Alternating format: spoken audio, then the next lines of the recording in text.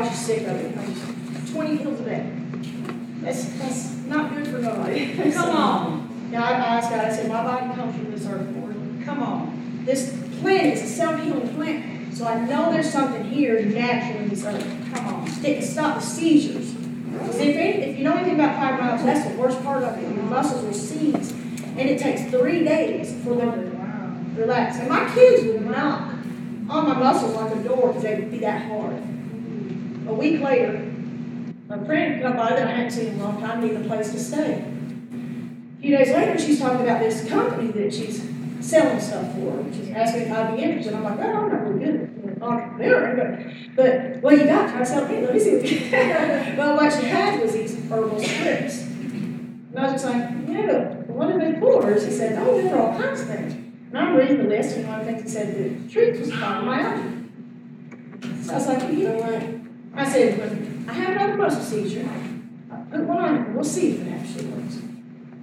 That night, this right here, started seizing. Come on. She put that patch on, and God as my witness, in 2 hours, it was completely gone.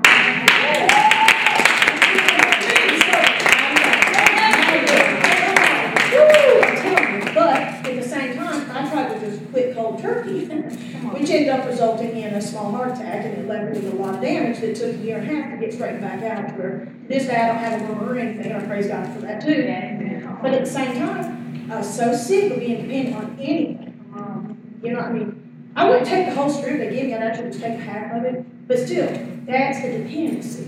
And I've been praying to God a lot lately, asking Him to reveal to me anything that needs removed. Anything that my faith might be in that I don't know. Come on. And when I consider stopping, and I researched and I saw what everybody says you go through, I'm telling you, I've never been so scared. I've never felt so scared to eat. I was like, oh, I see it. Come on. Fear is faith. Fear is just the wrong kind of faith. But whatever you put your full trust into, that's how our faith will be distracted. And I didn't see that. So I said, God, well, I don't know why you went heal me up, I've asked you. And He said, because some things I can take, some things you have to give. So I said, okay, I'm going to do it, God. I'm going to put it down. I talked to my doctor. He wrote me some prescription for stomach upset and whatnot. That way, it should help a little bit. But I came and I told her, she prayed for me. Come on. And Kathy prayed for me without even knowing what she prayed. They actually prayed the exact same thing. Yeah. Come praise be to God. I've not had all that withdrawal. Come on. And if you pray about just from withdrawal. Say it. But I'm telling you, God is bigger than not just anything here in the world. It's Come on. go through. Say it. I'm telling you, He's amazing tonight. Yes, He And is. today, something weird happened. Out of the blue, okay, I see a 865 number on the phone, so I pick it up. And the woman says, hi, I'm sorry. I didn't mean to call you.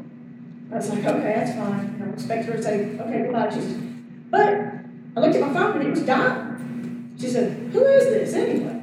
I said, Lisa. She said, Lisa, where do you live? I said, Calvin. Lisa! Oh my God, Lisa!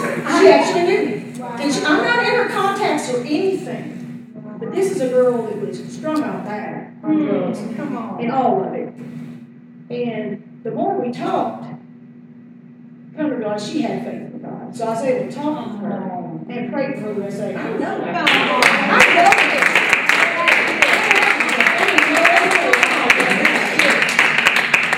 She's facing a trial. She got pulled over on the way home from work at 3 o'clock in the morning. She was sleepy. And, a lot of cops really do, they get blindsided. If they know your pastor, they judge you accordingly. They just assumed she was on something, so they charged her with a DUI. And now she's looking at jail time. She just got her kids back. She's on the straight. She's doing great. So she said, I need prayer. That's God. That's God. Yes. The prayer thing I bring up tonight, it's not really as much a testimony as a concern. I don't know how many of you have heard of this yet, but there's a video going around of a man telling everyone that the Bible is not the truth at all. This man was once a preacher.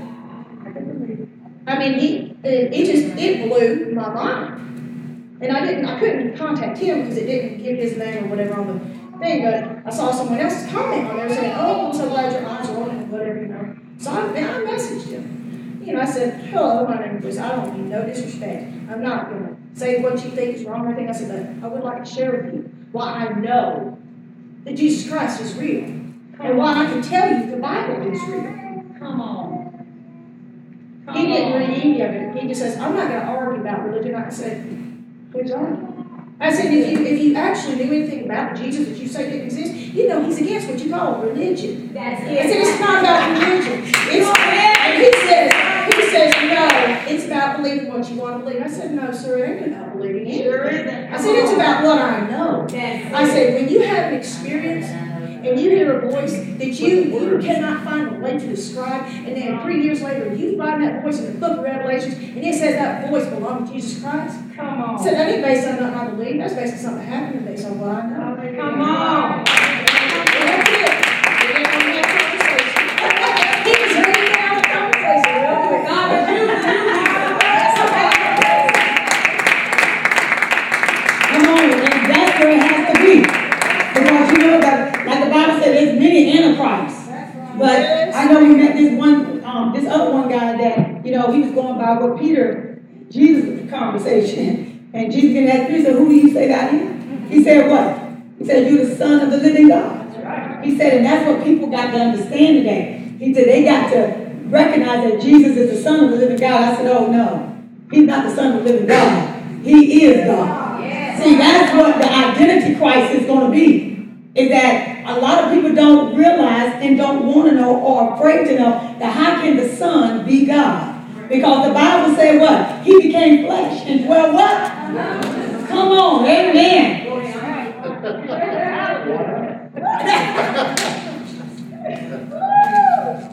I want to give honor to Pastor and to everybody that is in this church.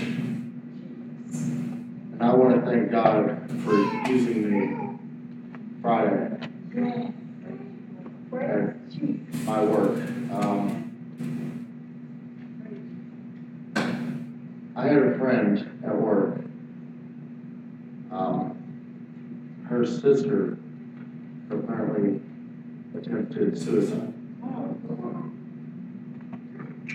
And I didn't know any of this until later that day. But I started praying about her sister immediately. And apparently it come back later that she was caught just in time before anything bad could happen to her. Come on. Thank God to allow me to work through me and to work through all the prayers. Come on.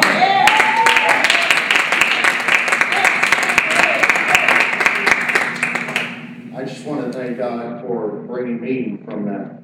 Because I was that person. Say it. I wanted to kill myself when I was a kid. Because my father always said to me, you are never going to be good enough. You're never going to make it. Come on. But here I am. I'm going so much further than he has ever done.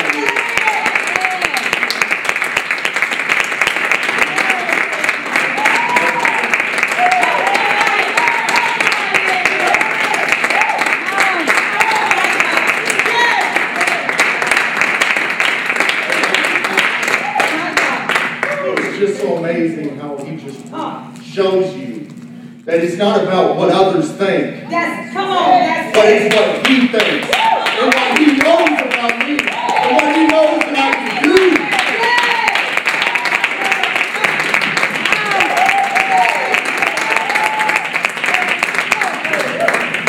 Hey, Lord.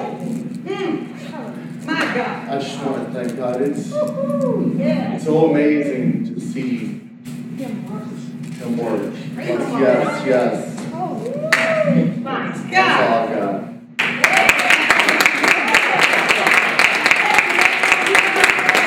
I'm going to give God praise. God. And I don't know how many years it's been, Andrew, but we've seen Andrew grow. Other people come in and they only looking at where he is now.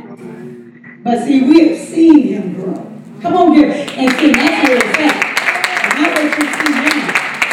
He was worse than he was then. Come on. But he has changed and maintained, and he's continued to, come on, give God a hallelujah.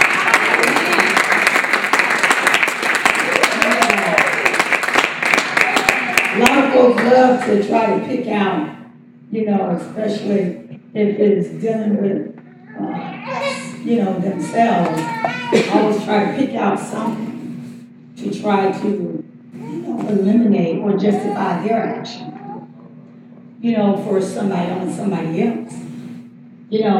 But the thing about it is that when you just coming in, you got more work than other fellas do. Come on, somebody. And it's so easy to point at somebody. But the thing about it is when you can encourage, encourage yourself. If you're not ready to encourage somebody else, just encourage yourself. If you don't encourage yourself, that's on you. If you don't want it, that's still on you. But it's just so easy to point fingers, instead of, looking at yourself and say, I'm not walking, I'm in worse shape myself. Come on, somebody. Amen.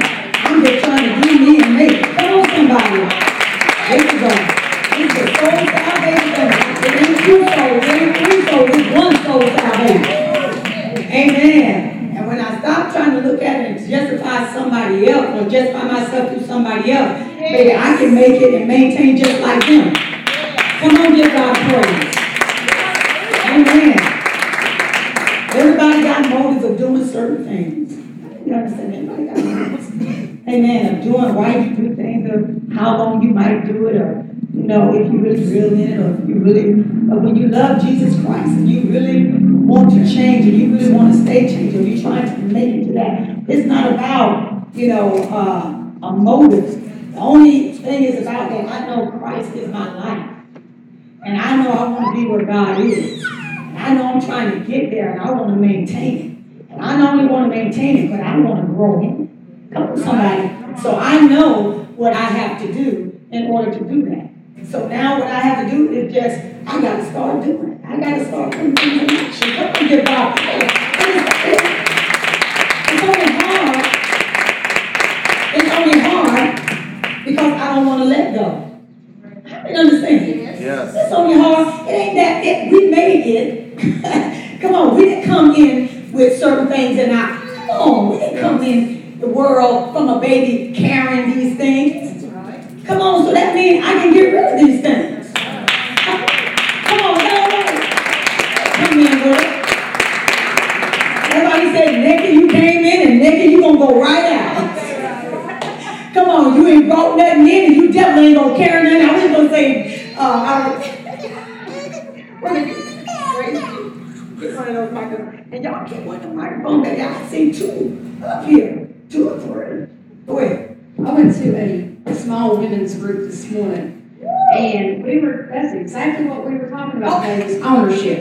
Come on. Ownership of ourselves. Ownership of our actions, ownership of our character, ownership of how we act, Well, and not to point fingers, well, they acted that way, so that's why I acted that way. No, you take ownership of how you act. Come on. You cannot react to somebody just because they act a certain way. Come on. You can't just continue to think a certain way because that's how you want to think. Exactly. God says, think on these things. That's it. Yes.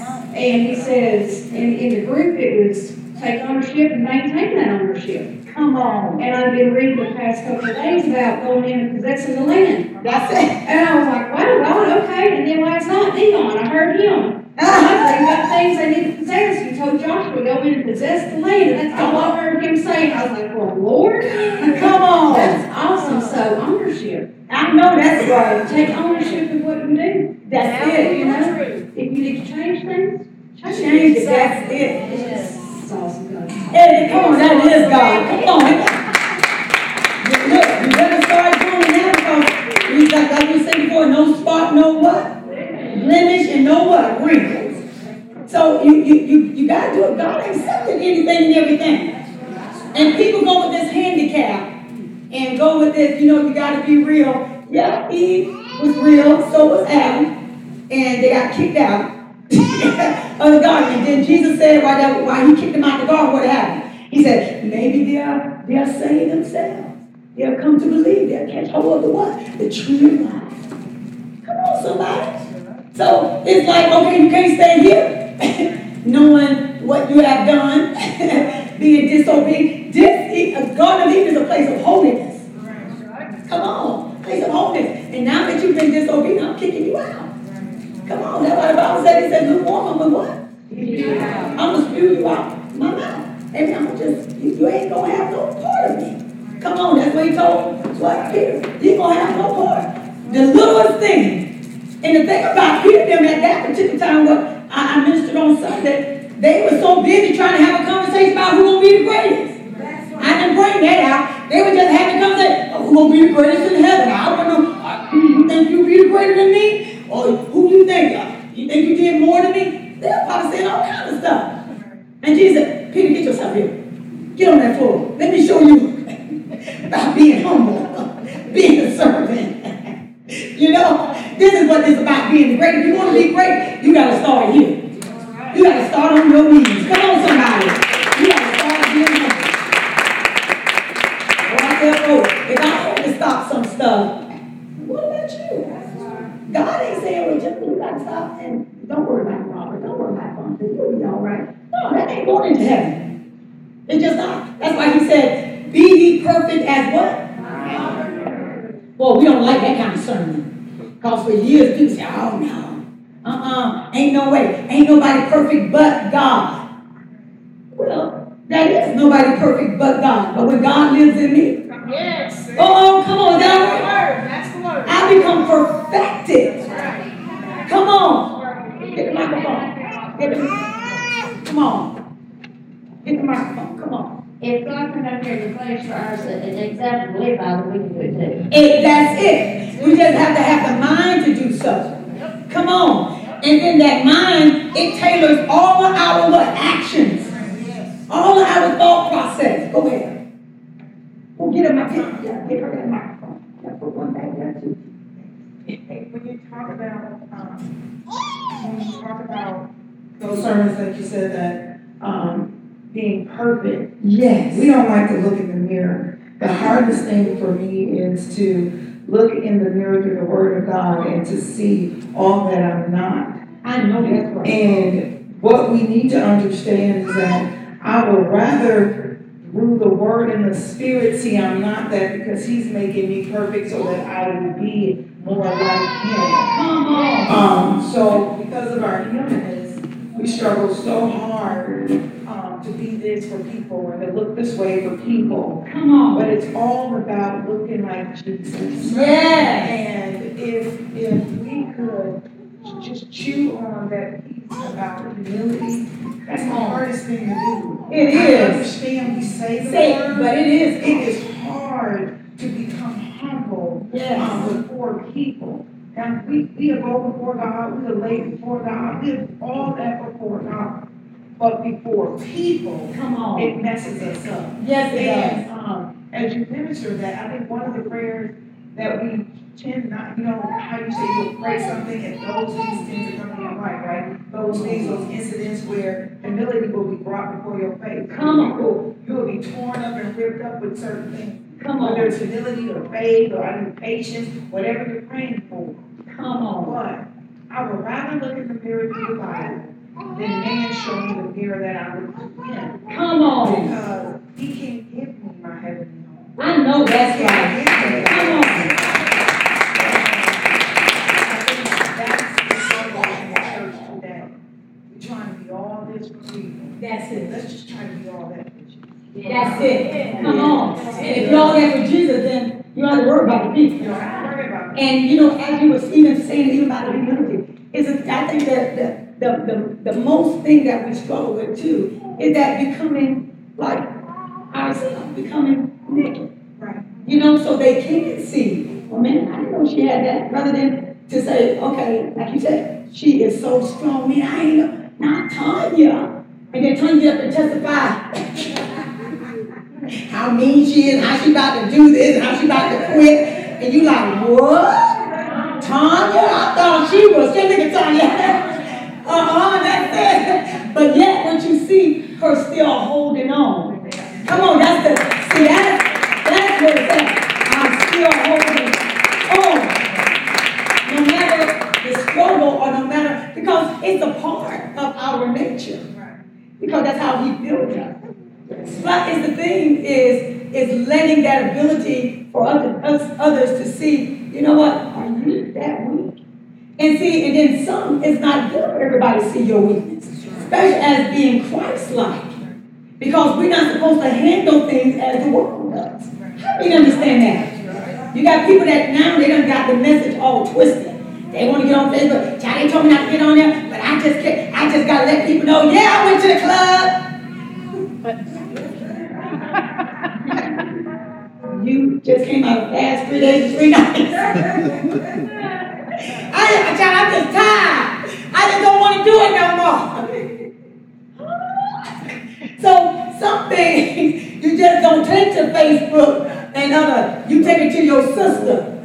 Come on, that's what the Bible said. Go to your sister and admit your fault one to what? Yes. Come on, and not everybody can hear your faults either in the house of God. I won't say the church, well, the church is Jesus Christ. So those that are strong in Christ, here it is. Now I can go to her because I know no matter what she feel like she want to leave the church today, I know she ain't going nowhere. Because she understands that these are thoughts that's going to come. I mean, understand, the enemy going to bring you some thoughts. It ain't always your thoughts. Come on. It's the thoughts of the enemy that we're supposed to go ahead, the tempter's supposed to come and try us. Come on. And we're supposed to what? Resist. Is that all right? Resisting temptation will always be taking resisting a drink of beer or drink wine coolers or cigarettes or something like that. No, just the temptation of, I'm leaving the church. And knowing, where else you going to go? Who preach the truth? Who got God in life? Where you going to go? They say, I'm just going, I'm just tired. What you tired of? Come on. Right, being blessed. That's it. Well, you know what? So-and-so I had no business talking to me. I didn't talk to you first. That's why they don't like, a lot of people don't like brothers like, we have a meeting on everything. What? I'm not going to another meeting. That's all right. Yeah, come on, Dion, you got another meeting to go to. Yeah, somebody say you hurt their feelings. Let's find out why. And if you need to be rebuked or not. Or if that's something that you just have to say, I'm sorry. I probably was having a bad day, or, I really didn't mean that. You know what I mean? So, in other words, not everybody you can go to. I found out. I was in the church, not everybody I thought was strong, they wasn't strong.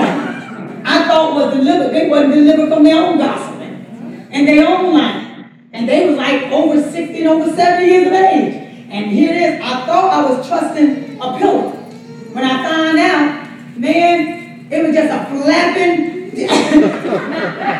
screen door. Just and then she took my business and turned it and twisted and was telling all 300 to 500 people. Like, what? I ain't going, I don't appreciate that. But Pastor, what you going to do about it? We're going to pray about it. Pray. I pray, and I think you need to get us together and you need to do something about this.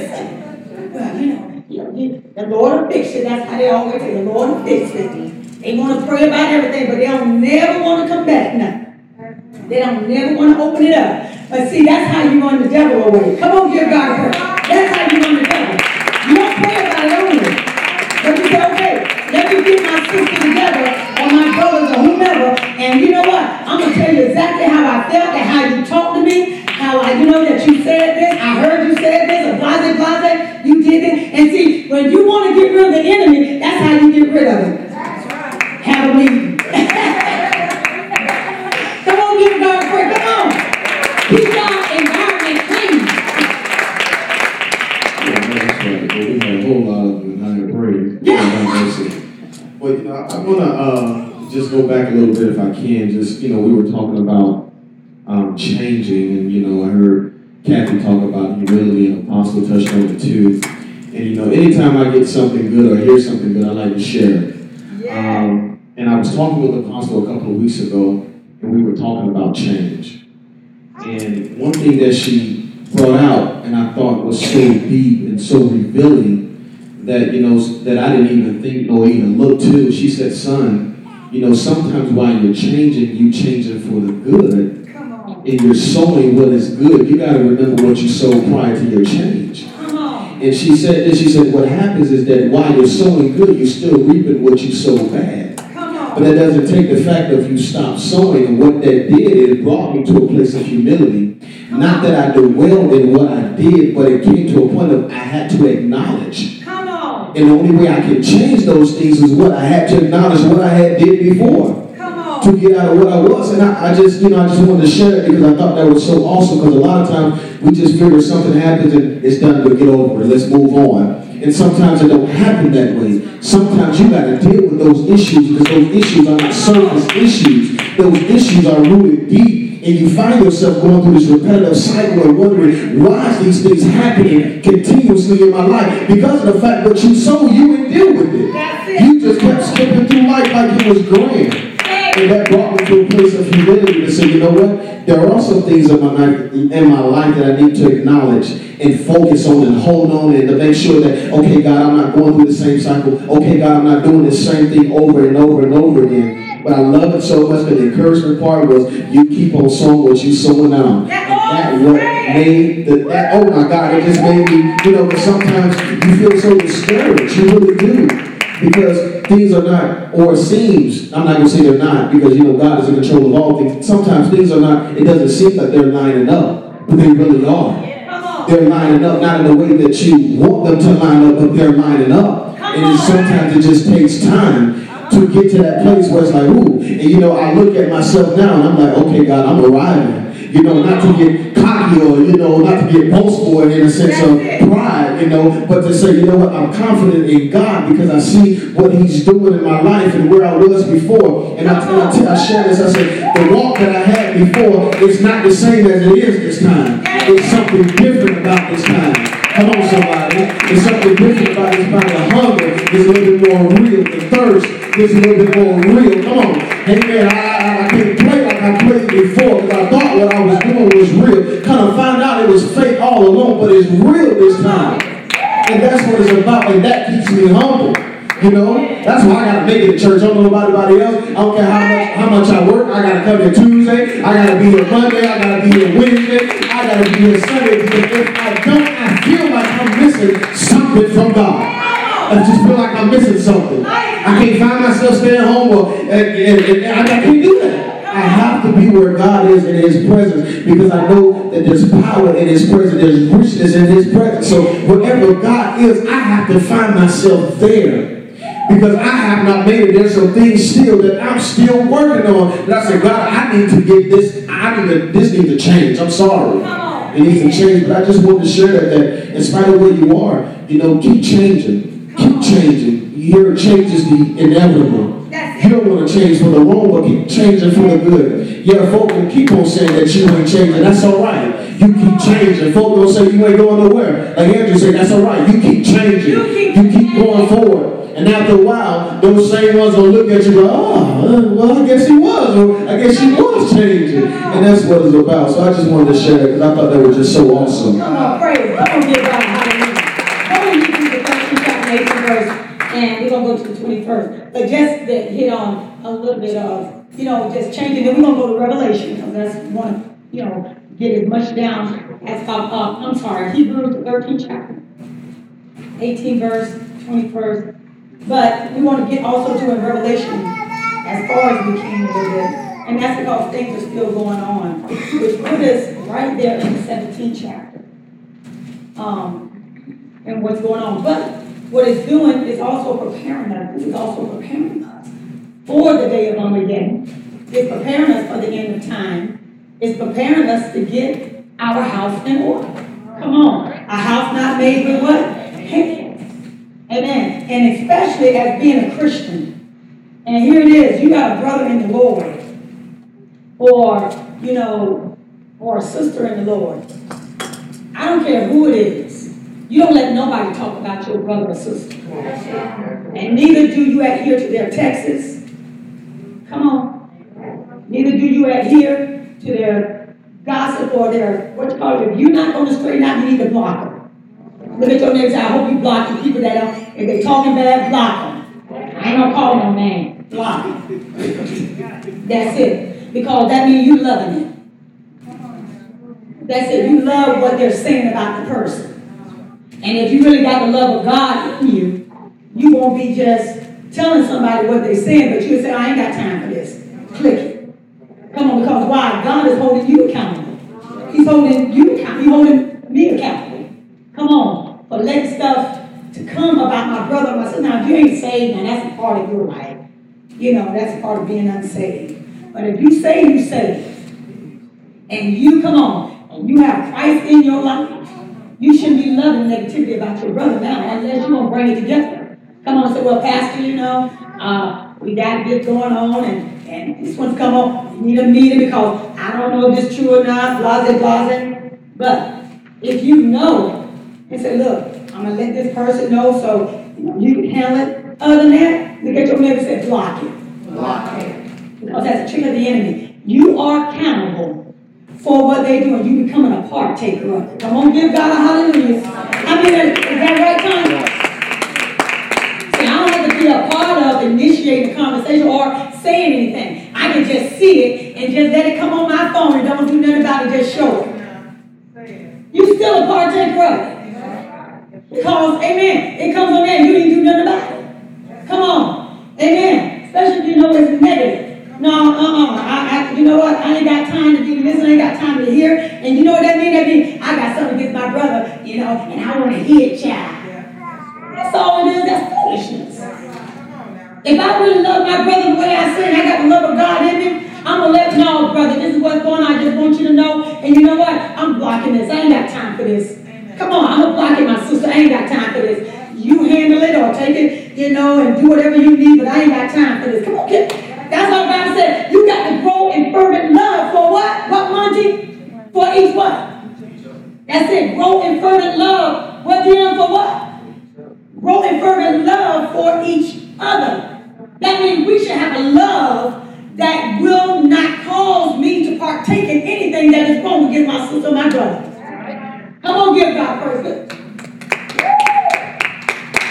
If somebody said, I'm going directly to them and say, God, did you see this? And then, you know what? Click, that's your business. I ain't got time for it.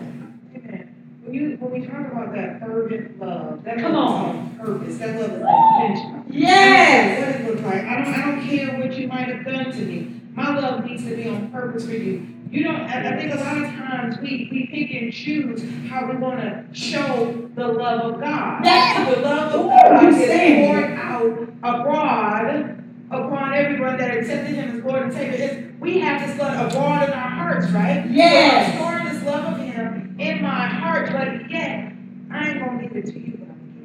Exactly. You my friend. Come on. God said something to me, so I ain't really feeling you today. So I ain't gonna love on you today.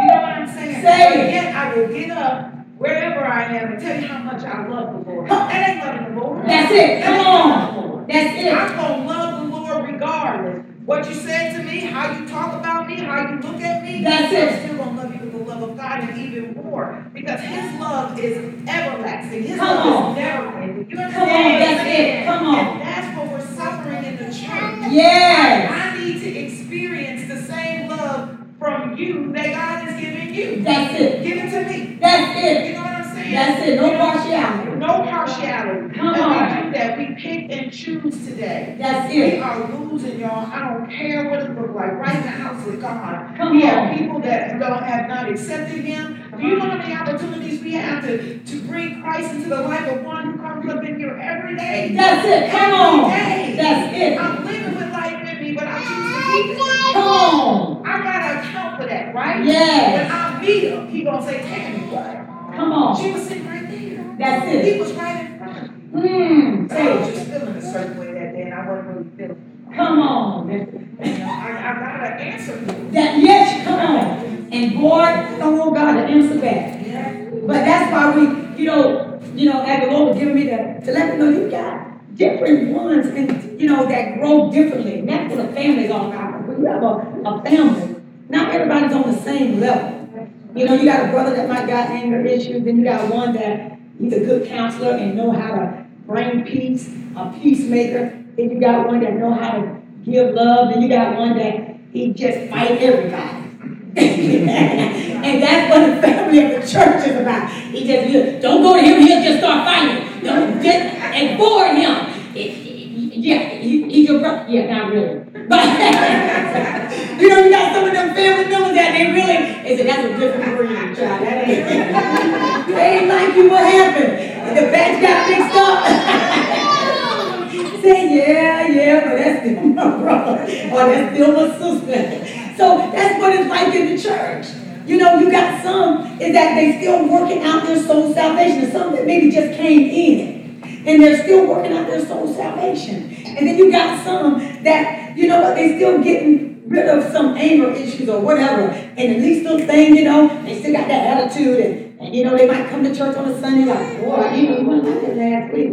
But it ain't for me to cast judgment back at you like she said. It's for me to understand, okay, you know what, it might be going. That's why it's good to know the people that's in your ministry. Fellowship. Want to fellowship with each other. Don't be distant. Like people want to be an island all by themselves.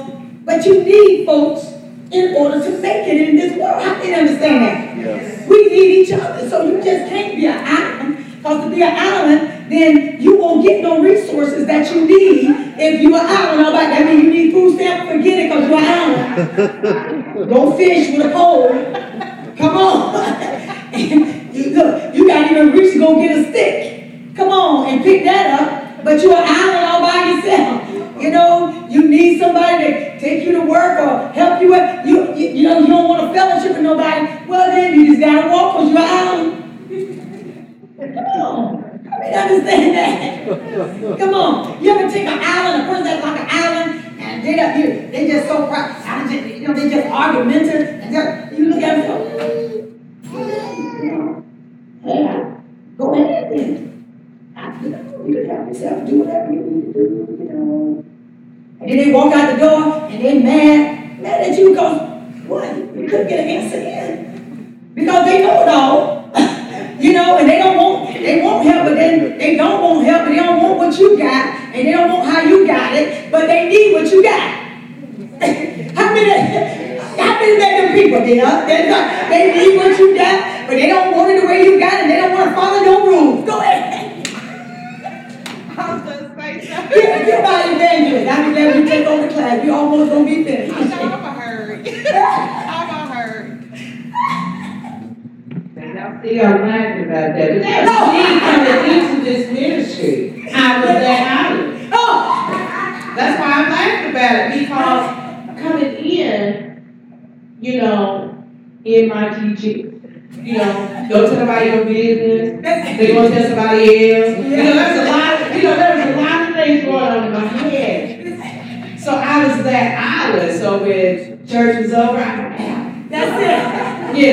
And that's what I did. But I thank God because that's part of that change. Yeah. Because as I began to grow, I began to open up. And I was able to talk to my pastor. I started talking to little boys, to different people that I normally would talk to. Y'all think that's funny, but that is real. That is because some people have their guard up. That's right. And they don't want to say what's going on. They don't want to tell you what's going on. They just want to come in and go out. But I thank God because that was a big change for me to be able to communicate. Come on! Communication is a key. It is. Because I was not a good communicator. Yeah. It was like I go with the flow, don't say nothing, don't do this. But I thank God that was part of my change, being able to communicate in order to get where I need to be. Even in worship, even some people that don't like to be seen, that was me. I was in that island. Didn't want to be seen, who's looking at me. But I thank God for those changes. That's why I was laughing so hard. I was like, are you talking about me? But I thank God because that helped me to grow. And also to be a witness to somebody, to talk to somebody, And it helped me even with counseling. I needed help. And some people don't know how to ask for help. because they try to go on their own and do it themselves. So I thank God for that because that gave me a way to ask for help. To get an understanding, you know. But I thank God for that. Come on, give our amen. I thank God for that. Even seeing her go, how long you been here now, Evangelist John? Okay, I left one.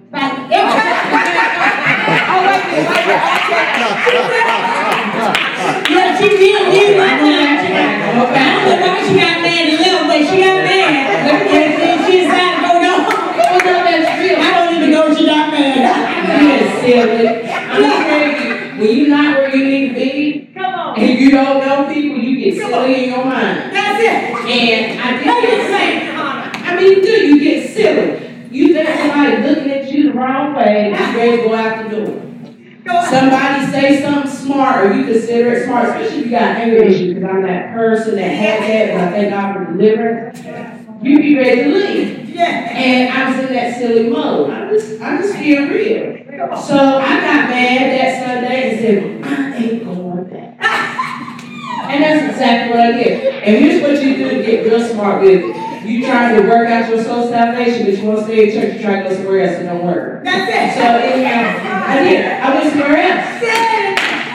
I myself trying to work out my soul salvation and was still in the wrong place.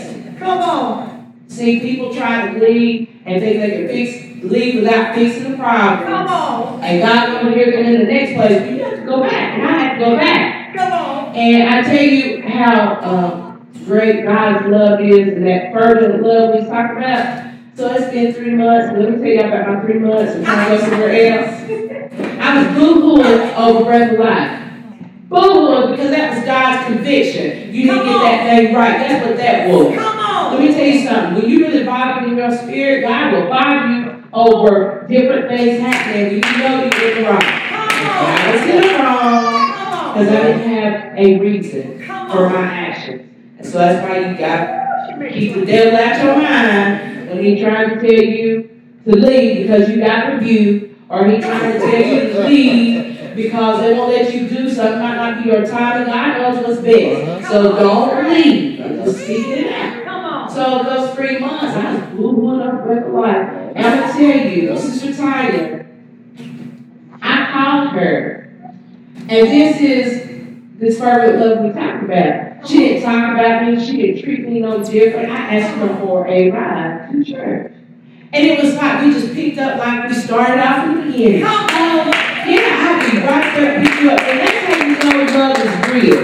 Because some people, if they are not saved and where they need to be, they would hung up on you, they would have talked about you. No, it was the same love like I had been there the whole 3 months I was gone. And she picked me up, and I got in that service, and let me tell you, it wasn't 2 seconds. That church goes, so sorry. And we were just hugging, but that's real love.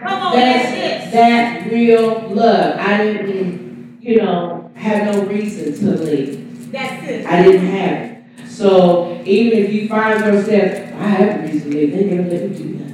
They never let me do this. They never called me for this. I mean, some people get real silly. It's not that God don't see you, but there's a time and place for everything, and He knows what's there. So you don't want to leave because you ain't doing nothing. There's always want to see you in the church. If I want in the church, let me know. But I mean, there's always something you can do in the ministry. Ain't that right, kids? That's right. But I'm just saying, but that's how silly I was. And believe me, I had my share of rebukes. Come on. She caught me at the door one time.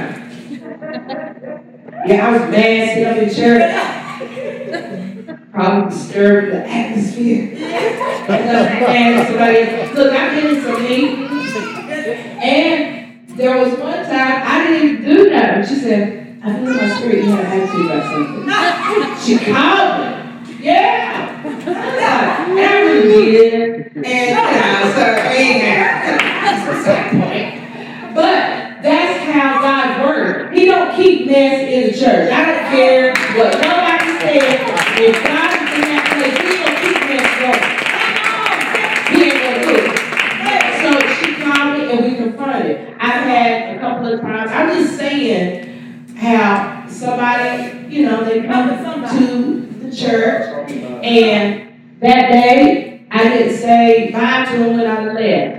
And I went places I didn't even see that person. Sometimes we can misconstrue somebody's trying to avoid you, and they might not be, you know, looking at you. And then you leave out the door like, oh, they didn't speak to me today. I don't know why. I'm just being real. Yeah, you are. And this person called the pastor over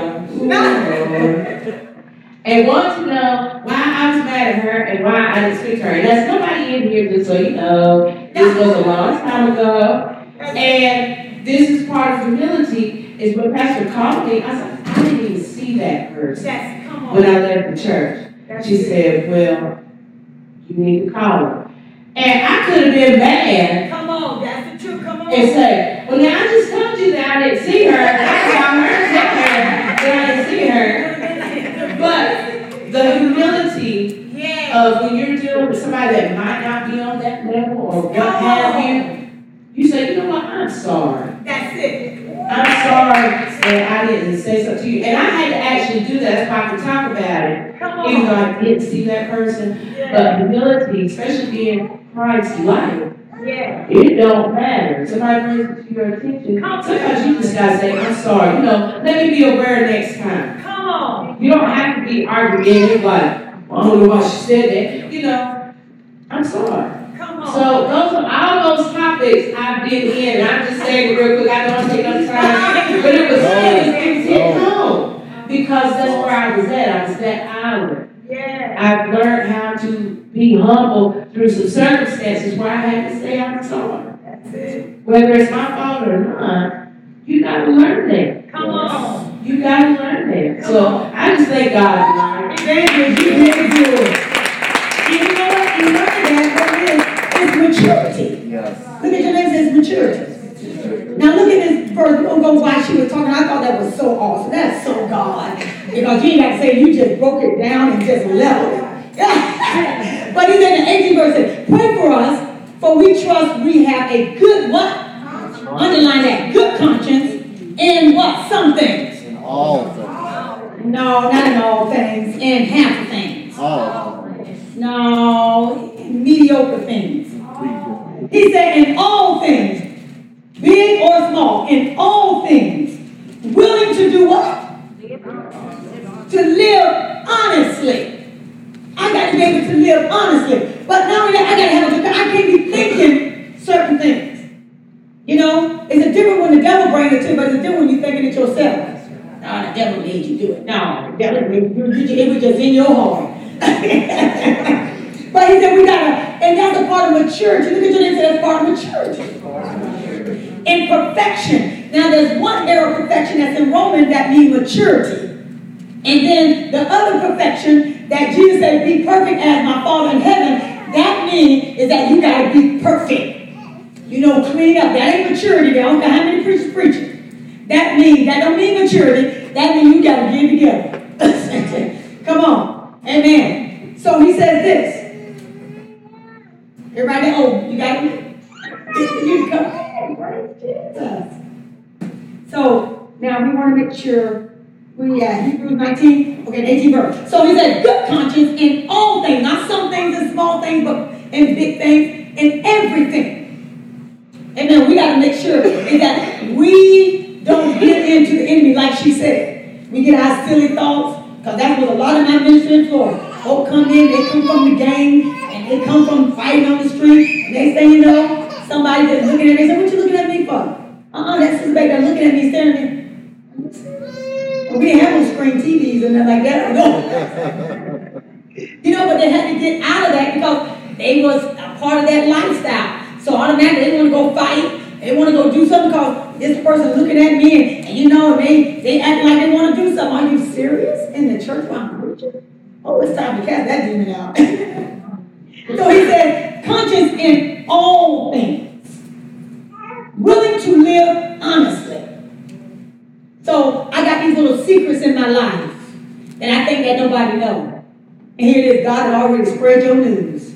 Come on. Come on. I've been there, done that. And you think that you're getting away with something. You ain't getting away with nothing. And then God got to bring you out in the open. So everybody know again, okay, what's really good. Come on, give God praise. So we got to learn to live honest. Somebody shout, it's good to live honest.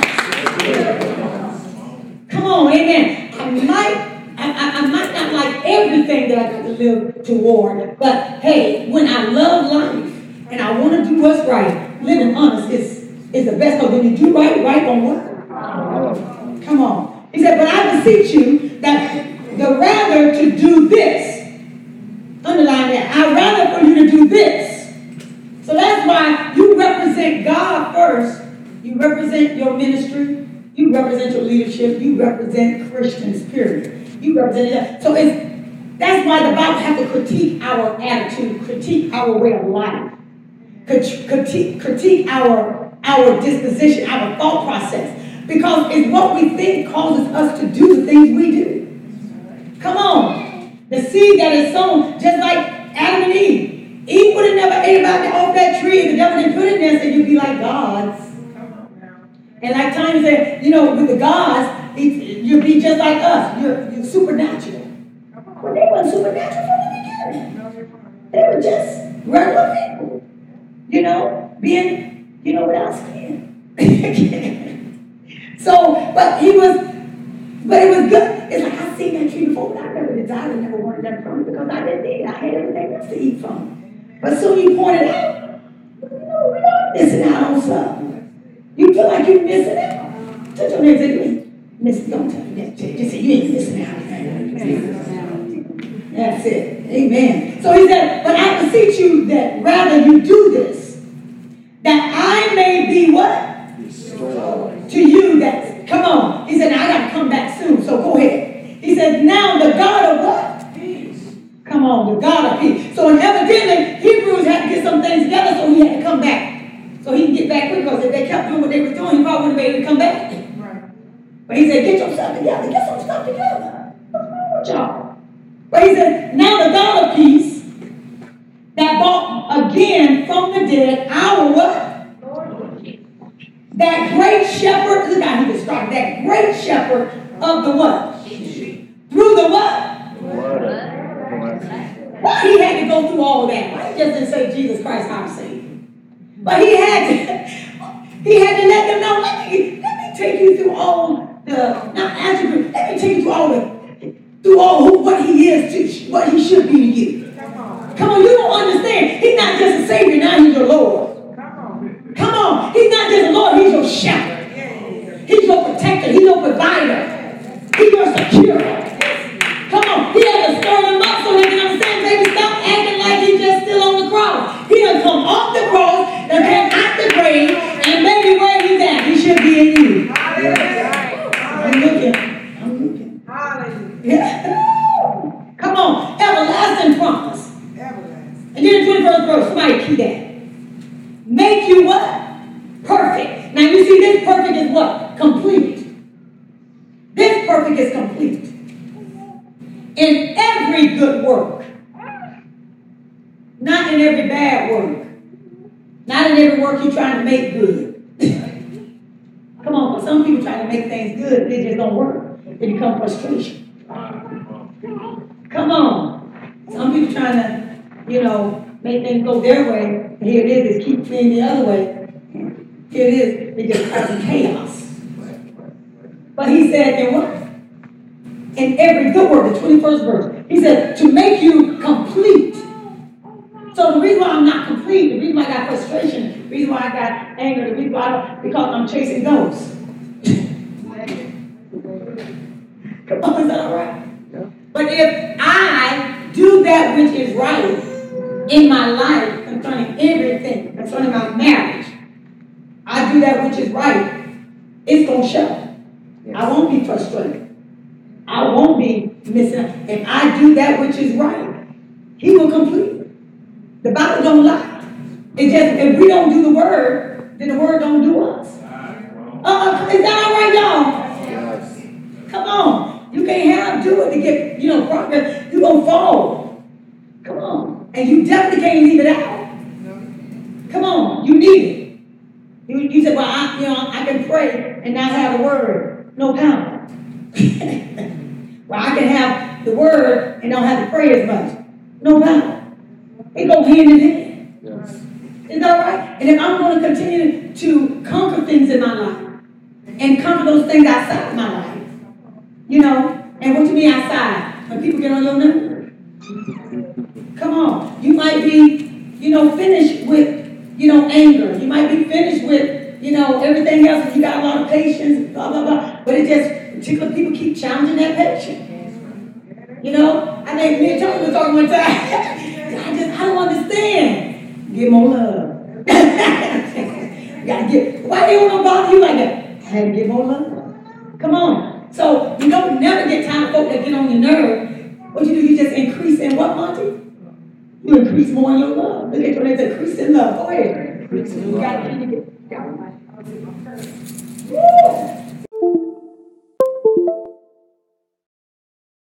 You know what you said about, and you know, just to show that how that if you don't have that love like you should, how that can hinder you from making it to heaven. Come on. Because you know, I had the dream that I believe it was once again that you remember my dream. I believe I didn't make it again, right? Yeah, exactly. I didn't make it, and also, you know, and I had told her, you know, about, you know, something like on her nerves or whatever. And she said, you know, that's when she told me, she said, well, Tanya, you need to increase your love for that individual. But just to show how that little, what looks to be so little, is big to God. And, you know, it could have hindered me from making it to heaven if I didn't get more love for that individual. And like she said, they didn't do anything to me. It's just things said or whatever, it's just like got on my nerves for no reason. But I thank God that I'm working on now.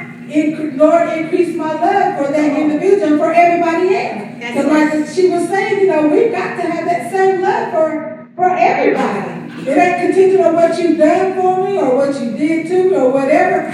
I've still got to love you as Christ loves us. I've got to love you the same way. So that's what I pray every day. Lord, still yet, increase my love. I know that's right. Instead of they looking at you saying certain things, you know what, they're doing shooting units at me while I was preaching Sunday, I think. I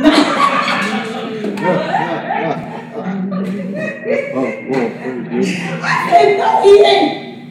I said, maybe I should have called his name.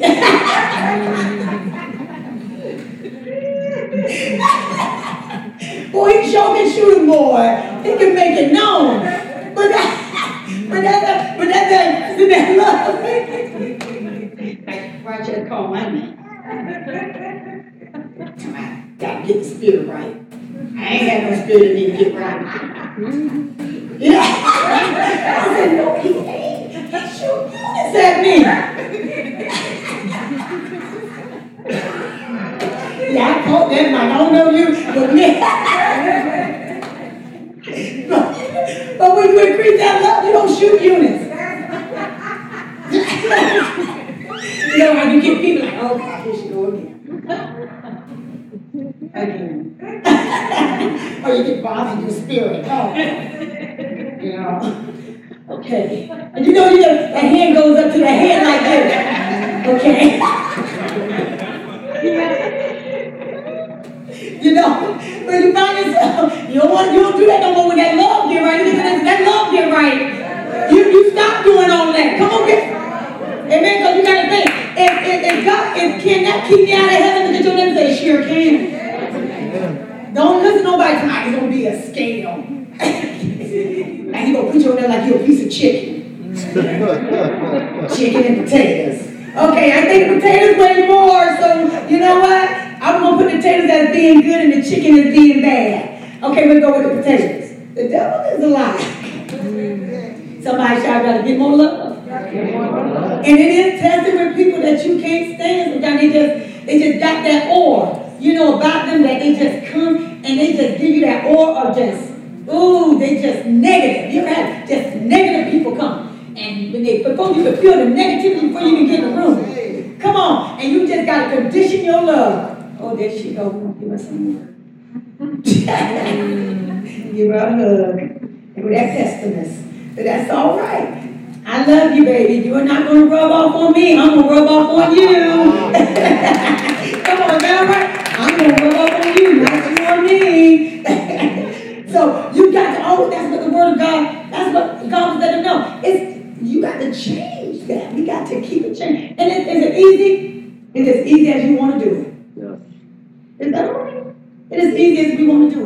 Is it easier said than done? Yes, it is. But it's as easy, look at your neighbor, as you want to do it. Come on, amen. You just got to want it. You got to know, God, you are my lifeline. God, I know you don't accept this. God, I want to live for you. God, I want to make it to heaven. God, I know hell is real. I got to do this. Come on, give God. I got to do it. It's real. So he says, to whom, or what I mean, okay, make you perfect in every, not some, correct? Every good work. So one thing about the word of God, it comes truthful. So if God didn't think that we could do every good work, he would have put without some good works. You know, maybe good works. He didn't put maybe or some. He put what? Every. So that means that it ain't nothing that you can't do. God will put on no more than what you can what? So he know how we got to progress. He know how we have to grow. It's just, do you want to grow? Do you want to progress? Do you want to do it? Is that all right? So he said, in every good work, to do his what? Will. What is his will? Was to live and prosper in good health, even as our what? Soul. And doing his, we can't do his will sick. Come on. So even we come down to God's word, even the way we live, cleaning house, we should live like God wants to live. His will is to be clean. If God can tell them about how to make sure to go and dig a hole to put their feces in to make a toilet, and then tell them the way to put it, and then say, I don't want to visit you and smell it, so I'm going to teach y'all how to do this toiletry. Cover it up, so when I visit you, I don't smell your feces, the toilet. If God can teach them how to do that, what about your bathroom at home? Ain't that something? Come on. If God says that, look, I want you to look a certain way. I don't want y'all. Well, my nose flat. I ain't got nothing to do with that. Okay. Nappy hair. Well, I know we got this new thing going on. But he said, I want you with nappy hair. God said, y'all remember that scripture? He said, I want you to look good. I want you, I want you, flying all over the place. I want you to put some drawers on. So I want you to make some choice. You remember that scripture? He said, I don't want y'all up on my altar in the kind of way. So I'm going to show you how to make some drawers. Put them on. Y'all remember that scripture? Come on, we had a good time in that lesson. Amen. He showed us. This is how I want you, because I don't like that. Look, God is looking at God is particular. Yes. He's particular. So if he said that is every good work. How you look, how you represent yourself. Does that mean I have to have a dress on and time to look? No. I just want to look nice. Do that mean your nice might be different than mine? Don't knock mine. As long as I'm clean. Come on, I'm presentable. Come on, get it. Is that right? I ain't got a unicorn shoe. That don't mean you better than me. Because I can wear my Walmart and CITA just as good as you wear your little tones. There you go. Little tone. That's all right. A little tiny. So, it's contingent on the individual, and God knows the heart. But that is to what? Every good work. So if I see, things in my house, I shouldn't want to wake up in a dirty bed all the time. Bed not clean. Is that the will of God? No. Get up and make your bed up. And then feel good. Clean your house. I would wait, clean your house. Clean your house. Clean your car every now and then. Once a week. Now, I'm like, I said, well, I ain't got time to do all that. But I'm going to make it presentable so if somebody get in my car, they ain't got to try that butter pecan. Roaches coming out of there, crackers on the floor. Reese, Sprite cans under the seat. All time, you just got a bunch of trash all over, and then you driving and want to pick somebody up. Is that the will of God? No, that ain't the will of God. You show appreciation, God. I thank you for giving me this car. I thank you, for letting me rent this car. I will get a rental car and get it all clean and we'll take it back just as filthy and nasty, and people look like, well, where you been? And then they got to put it on Facebook and show like, man, you don't let people like this rent the car. Oh, look at it. It's like they had a party right there in it instead of in their house. They had a party in the car, not in the house. Come on. Come on. Is that the will of God? That ain't the will of God. You know, so when I say I got Christ in my life, you know, now I ain't living that sinner, because, you know, some sin a little better than, you know, those that say they Christian. So when Christ comes in his life, you should not be lazy no more. You should want, it's a will. Come on, it's a thought. Say, I want to be better than I used to be. Come on, he motivates you. But he said, you can't say that ain't God in my life, well, that's the every good word. That's what he said. He didn't say some, he said every. So that every means, you know, what you do in the lifespan in which you live on this earth. Everything. From if my husband needs help, I gotta help him. If I need help, I hope he help me.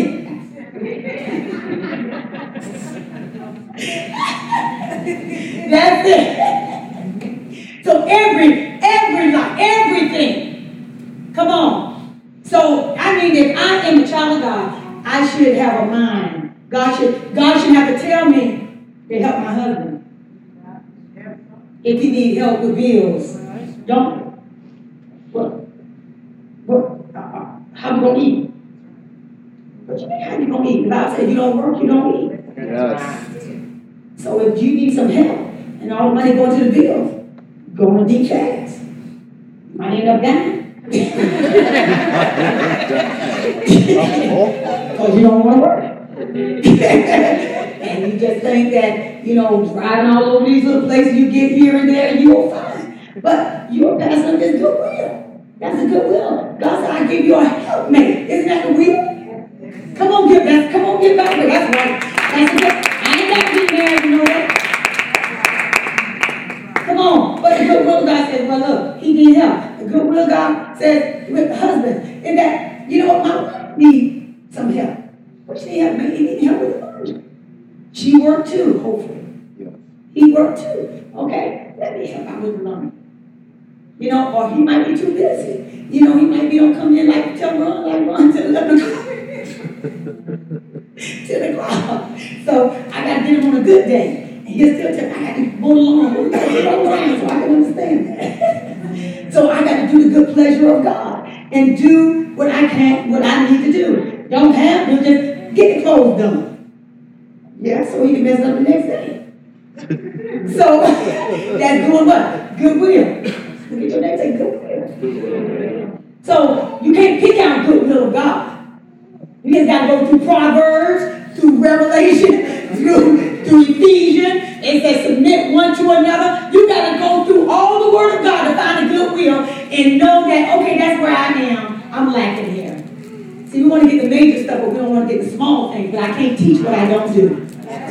Come on. Come on, give God a hallelujah. Hallelujah.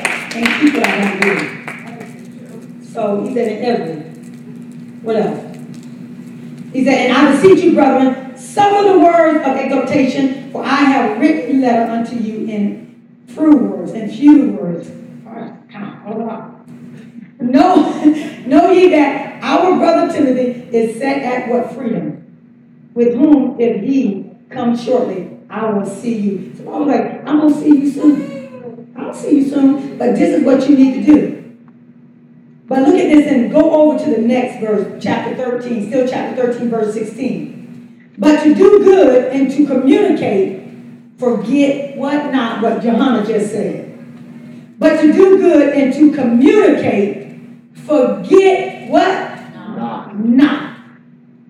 So if I'm going to do the good will of God, I got to be a communicator, or be communicators, what establish what? Relationships. And God never called us to be friends to each other. He called us to be what? Family.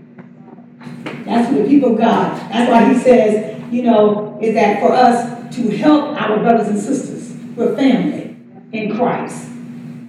Amen. Don't withhold that which is good from your family. Come on.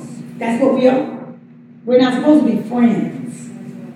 Oh, I got it that deep. Come on, give that a deep man. God ain't never called us to be hungry. He said, love your brother and love your sister. So we're supposed to be brother and sister. We're in the family of God and the family of holiness. So now let's go to Revelation. How many got something out of that? Yes. Come on, give God praise. So we want to just go through this right quick. Because I know last time we said that. And look at your name and say, we don't need this. We don't need every bit what Jhonson said, every bit what God just said. And we don't need every bit in order to last until the end time, or until God bring you home, or until God take you home.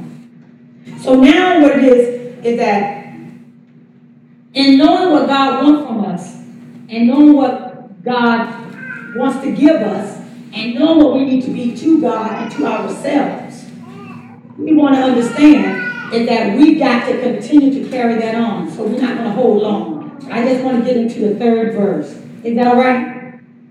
So as we're looking at Revelation 17 chapter, Tom, you want to bring it up to speed a little bit? Because I don't know, Father, look at the video or not for some. So we understand that it's not wrong, and it's not talking about a spiritual church. Okay, good. So we're actually talking about, Jerusalem. But Jerusalem had the same problem in doing the good will of God. It's something owning it, but it's a different in changing it. Come on, I can own my attitude all day long, but that don't mean I'm changing it. Is that all right? But when you own it, you start what? Understanding what you need to change. Is that right? That's owning. I understand. So with all understanding, I can change some things. That's why people go to counseling. You know why people go to counseling?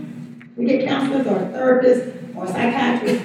It's because they deny before they go. They know what's wrong with them. Come on.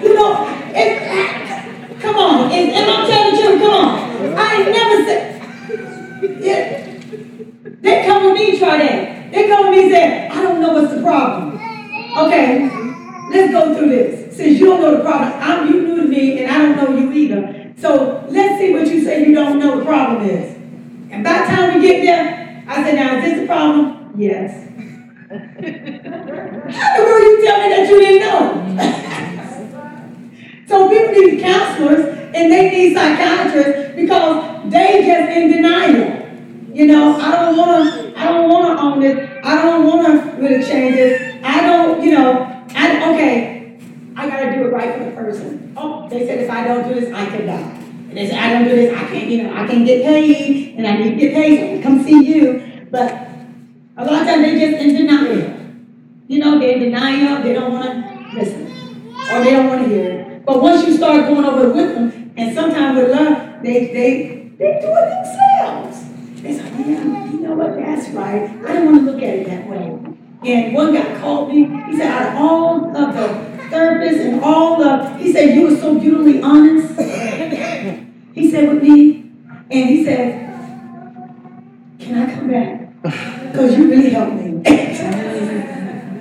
said, sure, yes, I would love for you to come back. His first time, his wife, I don't want to come, I'm walking out the door, I can't, and the reason why is that you hiding stuff. But now we gotta come back in there. You walk out that door, you don't want to be honest. Just keep walking. Because I ain't got time to be lying. I can't waste my time with lying. Because lying don't fix nothing. But when she decided to go out that door, she came back in and said, can I try it again? Sure, let's try it again. We're back over the same time. I said, I'm not deviating, so you might as well get finished with this. So we got through and she said, okay, yes, okay.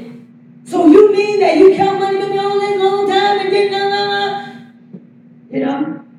That's a lot. That's a lot of everybody. So it's the thing that she knew it, but she didn't want to face it. And she didn't want him to know. So he was in the dark. Why I got to go to counseling for that? Just tell your husband at home. Come on and get over it. Come on and solve your own problem. Come on, give God a hallelujah. Hallelujah. This is what God wants to do, is understand where we're going. Understand what's getting ready to happen. Understand we got to change some things. Understand is that there is, a place where God wants us to be. And we got to keep striving and keep working until we get there. Because the truth of the matter is that the three nations that is in line to bring forth Armageddon, to bring forth the end of the world, is in position. Is that all right? It's in position. So now, let's get over this, so I want to go over right quick. So now, bring us up to par right quick, Tanya. I think we're up to what? How did you to verse 3? Yeah. So, as we started at verse 1, we talked about last week how God's bringing on, of course we know the vials is judgment. And so judgment is coming as we found out that the great four is Jerusalem. Yeah. And as Pastor took us last week to Isaiah to show that city was called the faithful city. Yes. And also she took us to Ezekiel, where it talked about the two sisters, one being Samaria and one being Jerusalem. Yes. How that they had went, playing the harlot and whoredom, and how they also had invited, or they began to, with the Chaldeans, they began to go under the Roman province with their laws coming under. Ezekiel 23 and verses 1 through 15. Amen. And what else can you say about that mountain?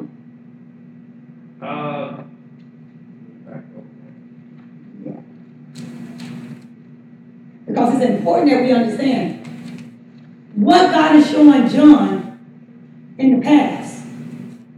This same situation is coming right back again. And God don't change his path. And what Jerusalem is doing, and what they're doing now is the same identical thing.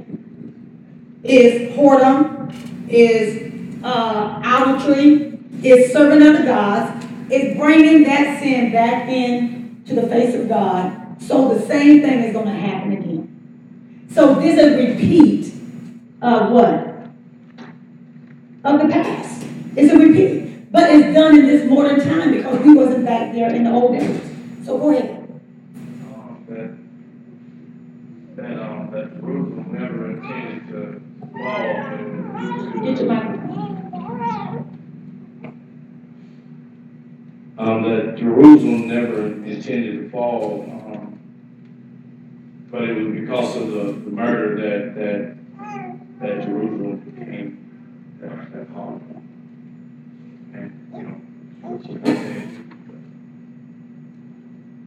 Okay. So now let's look at the third. Anything else, Tony? You did a good job, man. That sitting on the water, that's what I was talking about. Yes. Where he went over like the scarlet.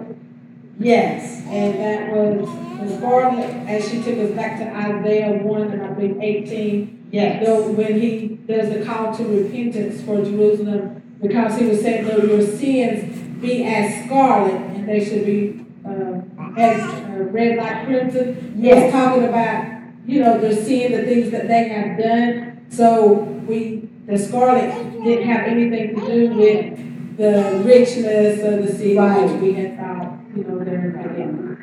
He was referring to their sin. Exactly. Scarlet versus sin. Right. Exactly. Not the wealth. Exactly. And Babylon here is what we know to be what? Jerusalem. That's right, Jerusalem. So now we got to the third verse. So he carried me away in the spirit into the wilderness, and I saw a woman sit upon a scarlet-colored beast. So number one, scarlet-colored beast. So the richness has nothing to do with the blasphemy. So we know in order to be a blasphemous person, they already got to be what? In sin. They already got to be one that is full of idolatry, one that has got to be an atheist, one already that don't like the things of God. So that's how we know that upon the scarlet beast, it's nothing to do with wealth, but it has something to do with who they are. That's right, who they are. So now we look at, on the scarlet beast, which would be the what? Somebody shout the Antichrist. Full of names of blasphemy, which would be the Antichrist, having 7 heads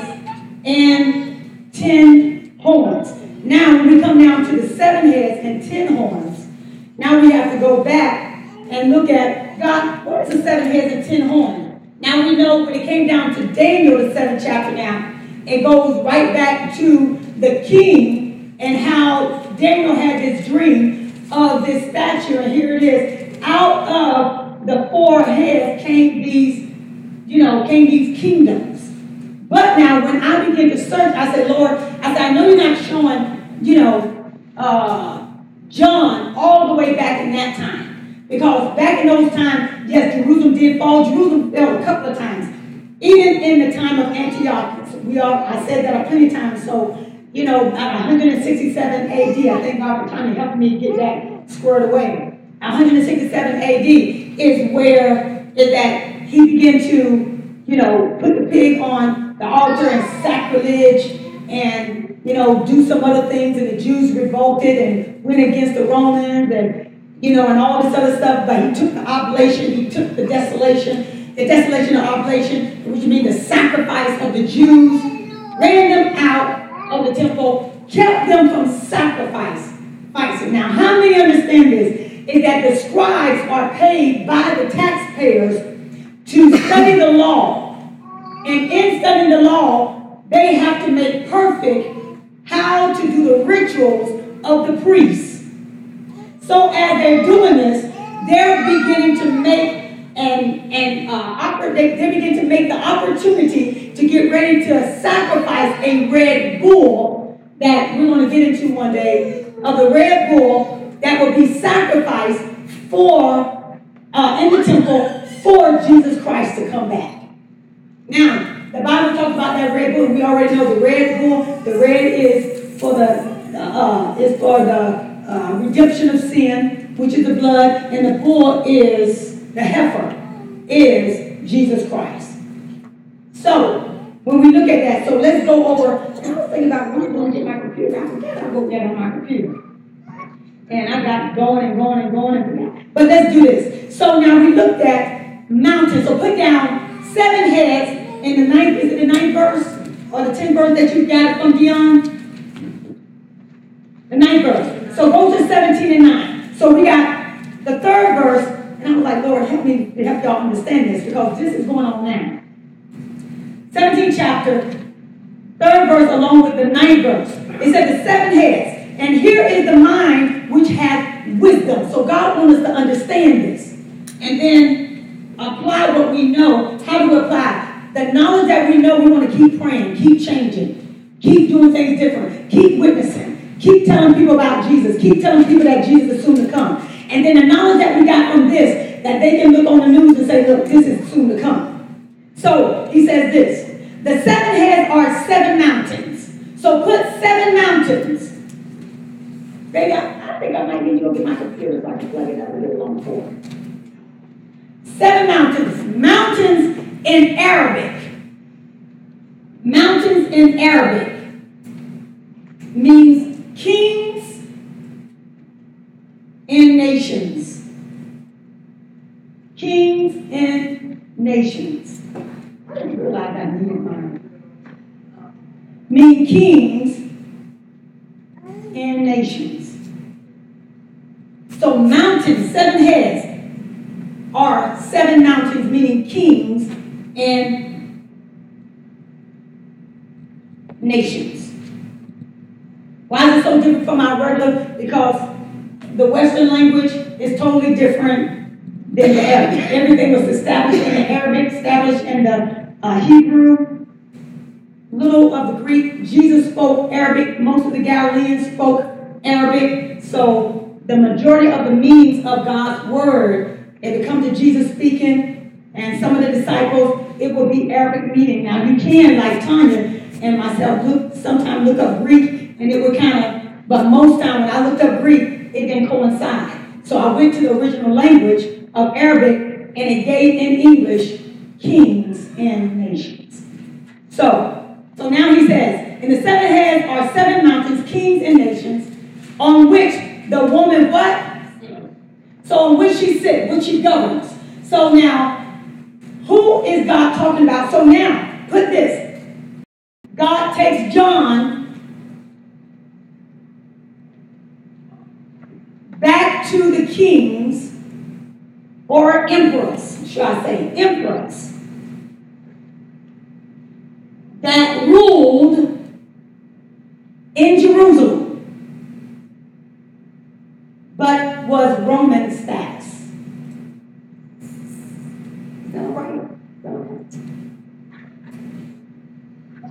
And maybe, I don't know, maybe you can help bring some of that up.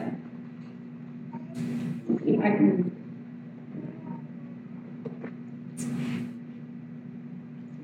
I should get this down this, Andrew.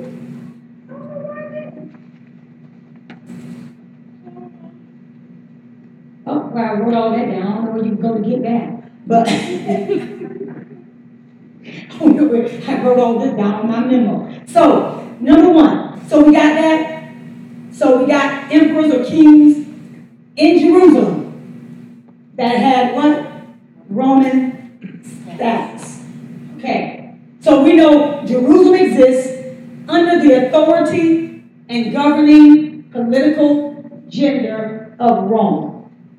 So we already had where Herod operated under the what? Under the Romans' authority, because why? Under government, that authority that he had when he went and did what? When he killed all them kids, trying to kill Jesus. Y'all remember that? I'm trying to give y'all stories. Okay? Who else? So now let's get 7. So it says 7 heads. So 7. So now we need to go. So now we got Caesar. Julius Caesar. Caesar Julius. No, not Caesar Julius. That would be Caesar Augustus. No, Julius. Just put Julius. You got it wrong. It's Julius. No, just put Julius. Yeah, Julius Caesar. I told you I could be caught up. I got this stuff all over the place. Julius Caesar. See my notes right now, maybe, because I don't want to keep it long. So you got Julius Caesar. All right? Who assassinated in 44 BC. He became the undisputed sole emperor after defeating Mark Antony, after whom Antonio Fortress Jerusalem was named. No, I won't try that. Let's give you. No. Okay, so now, number 1, Julius. Now you got Caesar Augusta. That's the other Roman emperor. Caesar Augusta. Augustus. Oh, they look that up. Let me see it anyway.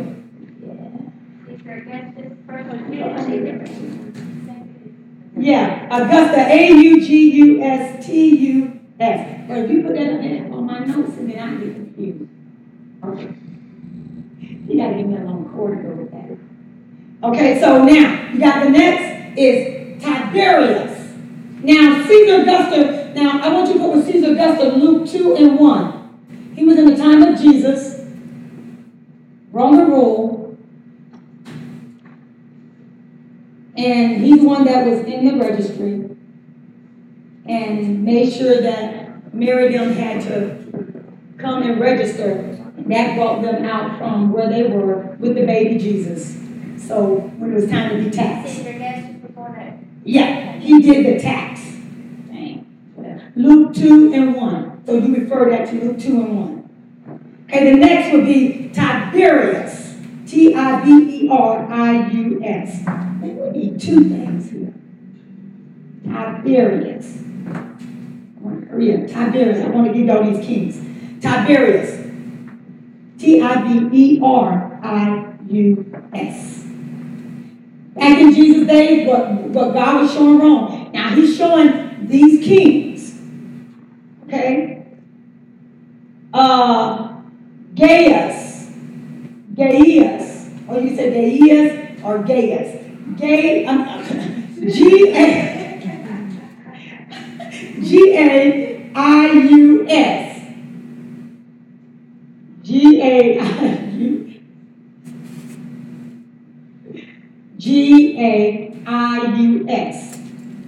Now the last name is spelled Cabula. Say it again. Oh yeah, Gaius. Yeah, the last name is spelled Caligula.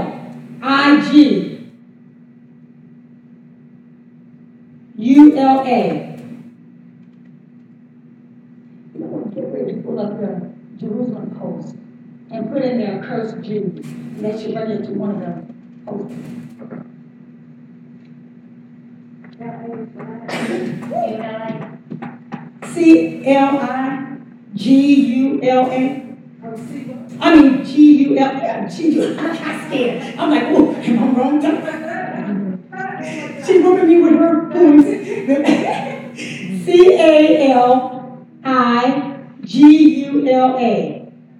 Caligula. It's like, it sounds like it's probably pronounced, but probably ain't. Okay, now he was probably well known for his little boots. Yeah, as being a kid, it just said little boots. He got sick, his sickness took over his mental state. Now, what I'm giving you is that each one begin to take after each, they begin to come after each other until the 70 AD. So, right, emperors, which would be kings. Yeah, presidents. Okay, now you got Claudius. His uncle took over from him. Gaius. So you got Claudius. He invaded the British in 43 AD. At the time of famine, that made Saul and Barnabas take a gift from the church in Antioch. So it was a famine going on. Claudius. Claudius. What number is that? Okay. So now, the 6. So I want you to look at, well, let's keep going. 6. You got Nero. Now, I want you to put as number 6 Nero. And see, this is the hard thing is bringing it all together is because in verse 10, you got there are 7 kings, 5 are fallen. You see what I mean? 7 kings, but 5 are fallen. So, you got also Nero that comes next, which John was seeing Nero before the time of the Jerusalem began to be burnt down. So, before Titus. So let's go. Let's see Nero, number 6. Nero. So Nero, the Babylonian king, Nero. Number 7, you will have Titus. Now, out of these 7, 5 falls. So now, we're not going to look at just the king's fall, but along with the 5 of the kingdom that fell also. So all is in the same, from the same vicinity. So Daniel 2, the 2nd chapter, 38 through 39. Put Egypt, you got Egypt. Assyria. Daniel 2, 38, 39. Now the reason why I want to hold with just the kings with John is because of the fact, before 70 AD, we said Titus began in Jesus, and then I got to take you back to that scripture, that when Jesus began to say, I weep over Jerusalem, y'all remember that? I weep over Jerusalem. He's seen Titus coming in and doing what? Destroying Jerusalem, burning it down, killing its women, killing the children in 70 AD. So this is what's happening when it comes down to who is, so that's why I want you to put at this, I think it was the 6th one, who is Nero. That's the one who was getting ready to come right after that last king. And let me give you the AD so you can understand. So now, Julius is 44 BC. Maybe you understand a little bit better there. Julius is 44 BC, before Christ.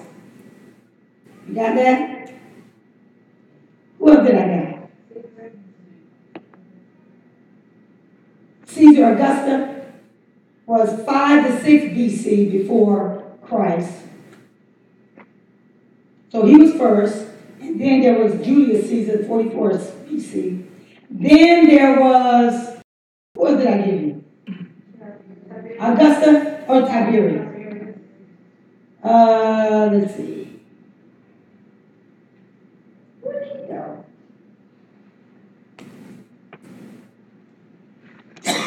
21 BC. Wait a minute, no, I'm sorry, not 21. 14 AD. Tiberius? Yeah, Tiberius took his place 14 AD. Okay? Now, you got Claudius, 43 AD. Now, remember, Jesus probably had already been crucified 30 what? AD.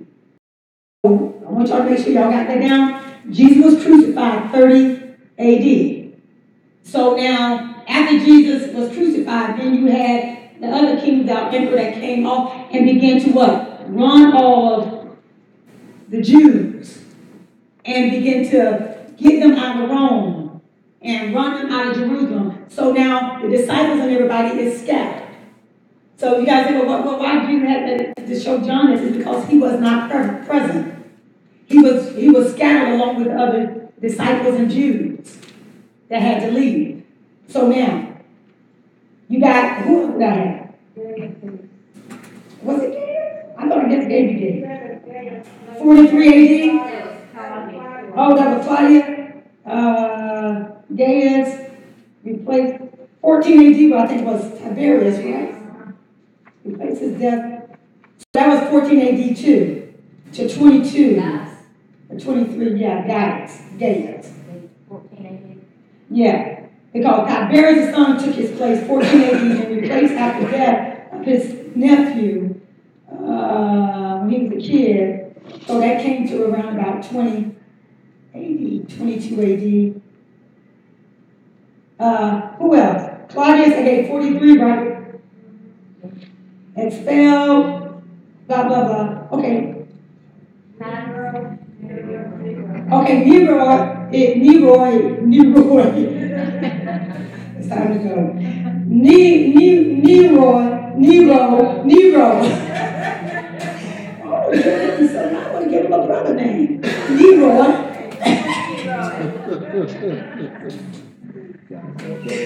54 AD through 58 AD. Now you can find this in Acts 25.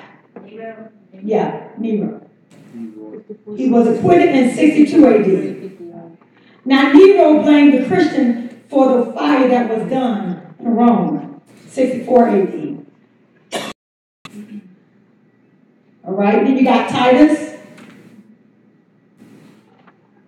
And that was between 70 and 79. So now you see how the dates lined up with what God was showing John at this particular time of these 5 kings of the 7 had fallen.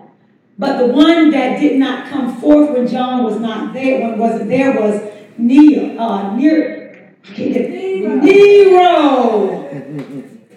of Babylon. Okay? Exactly. That's what I need to do. So on the 6th, Nero is who is. So when he got right here, and there were 5 are fallen, and 1 is, and the other is not yet. So the 1 is Nero. And the other that is not yet had to be Hadrian. Or no, I'm sorry, Titus. Nero is the 1 is. Because that was at the particular time that was coming forth. And the other one that was not yet come was Titus. He was not there. He the one that brought forth the revolt. He the one that brought forth the destruction of Jerusalem. 70 AD. And it says, and when he cometh, he must continue what? And when this one comes, so he says, now look, 1 is, and the other is not yet. And so the other one that is not yet, so we got the 1 is, which is Nero, and the other, and the other one that is not yet is, Titus. Okay, and when he cometh, he must continue a short space. So that's what Titus did. He continued a short space, which he represented the Antichrist, because what did Titus do? not Titus, the spirit of. We say the spirit of. No, let's not even put the spirit of. Let's just do this. Let's just put the one that is not yet is the Antichrist. Put the Antichrist. Is the beast. Is the one that was getting ready to come afterward. And that would have been Titus. Because why? Titus took over and began to make it worse. And it got worse even after him. So Titus was one that he didn't care about the Jews. He didn't care about oblation. He didn't care about their kids. He didn't care about the sacrifice. He only cared about himself. That was Titus. And he got rich. So he really didn't care. And his father was this. Right. Something like that. And so them two, they didn't care about the Jews. They didn't care about the oblation. They didn't care about their sacrifice. Only thing they cared that I'm going in and I'm going to kill everybody. How many understand that so far? So now, what I want you to do is do this. So we got the fallen, the 5 kingdoms. Put the 5 kingdoms that are fallen. So now we got the 5 kings, which is Julius, Augusta, Tiberius. All of these, they failed. Look at, so I hope you put that. They failed. Okay, 5 of these, they failed. And the 5 failed. Right. Right. Did they come up to 5? Or they 6? Okay, there's 6. Okay, the other, right. And Nero, right. Yeah, okay. So now, all the rest of them failed. Now, these was a new one that was coming up to take kingship. So now, the 5 that the fall of the kingdoms is the one Babylonia was of Nero.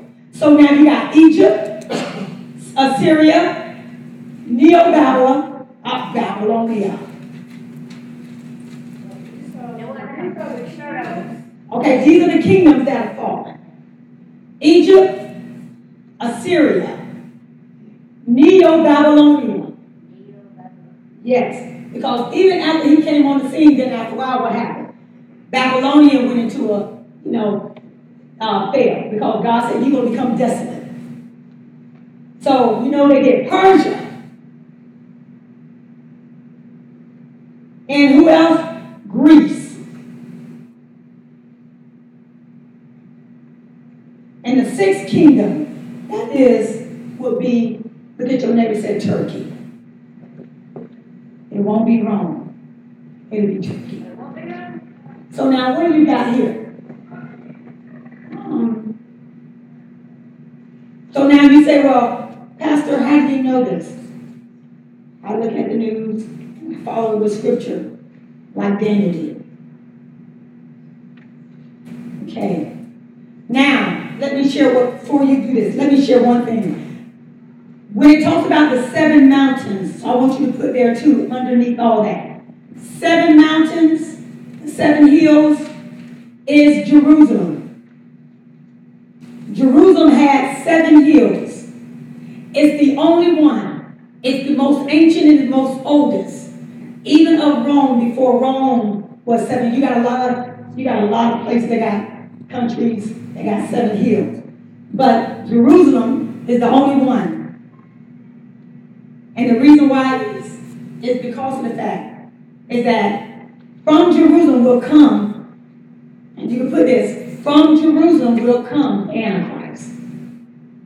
From Jerusalem will come the Antichrist. So let me give you the 7 hills before you ask your question. So now in the same verse, see, that's why I say this is a lot. We're going to get ready. The 7 hills of Jerusalem is number 1, Scopus. S-C-O-P. S-C-O-P-U-S. That's the northern hill. S-C-O-P-U-S.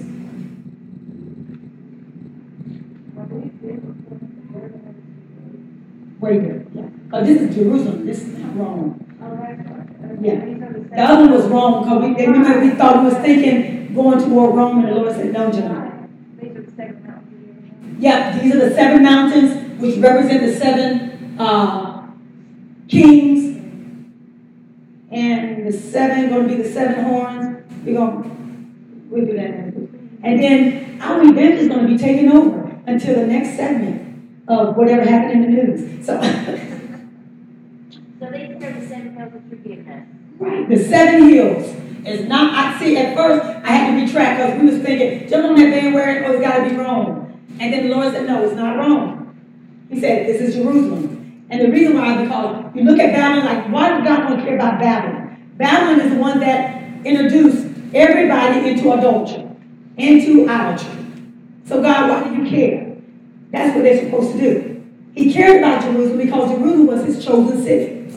And his chosen city decided to do what? To commit what? Say it, Monty. What is the sin?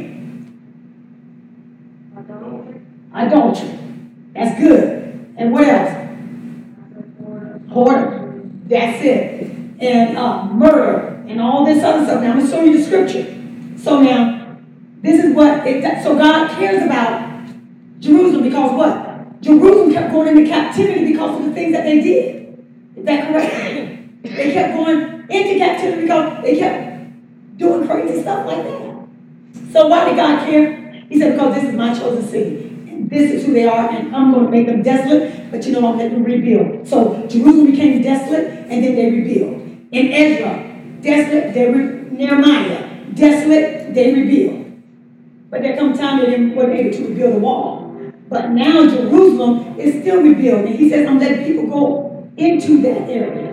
I'm causing them to. But as God gathered the people in Jerusalem, what's going to happen? He's going to take all those nations, like he said in 16, all those nations that is going against them, they're going to come and they're going to make war.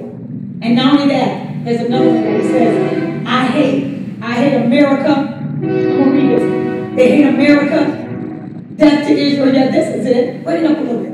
Death to Israel. Death to all that. Death to. So this is how America is going to be pulled into war. This is how America is going to be pulled into Armageddon. This is how America is going to be pulled into the last days of war. We're going to be included in the war that's over there because why? We are a part of Israel. Now the natural Israel don't really believe that Jesus is God. They only believe that Jesus is what? A prophet. So God got it. So you're going to see where Jesus said, until you come to a place of belief. And we're going to let's go. Let's finish up. Woo! Somebody. Okay, go ahead. Earlier when we started talking about the kingdoms that fell and we started out with Egypt, we gave us Daniel instead. Oh, I'm sorry. But we did, but you went on giving us the others. Oh, I'm sorry. Daniel, the 2nd chapter. No, these are all the fallen kings. How many kingdoms? Daniel, the 2nd chapter, 38 through 39. And I want y'all to really go in there and read it. You might not understand because I'm going to have to bring you into it because everything that God has set up that he says, I'm going to bring your enemy from the north. Do you know who that was? Persia. Medo-Persia, which is Iran today. How do you understand that? He said, I'm going to bring your enemy from the north. So when he always say that, he says Medo-Persia or Persia. And that is Iran today. So, you ready? We got Egypt. We got what? Assyria, Neo-Babylon, Persia, Greece. And then we got Rome. That's right, Turkey. Rome, or we got Turkey. And then put or Jerusalem. That gets to have also, you can, the 6, we got, I'm giving you a 6th kingdom, which is, who is, right. So, okay, so we got the 5, you did the 5, right? Yep, and then you got the 6, the same as the fallen king. The kingdom is Rome or Turkey, and the one that is to come would be what? Jerusalem, which would be the beast coming out, or the Antichrist coming out of Jerusalem. So that would be that. And you say, well, I don't understand. You're going to get it. Yes, is the one to come. Now, I want you to go right quick to, what's that? Man, I want you to go right, oh my goodness. I'm going to speak in tongues in a few minutes. Matthew 23. Matthew 23. Somebody get Matthew 23.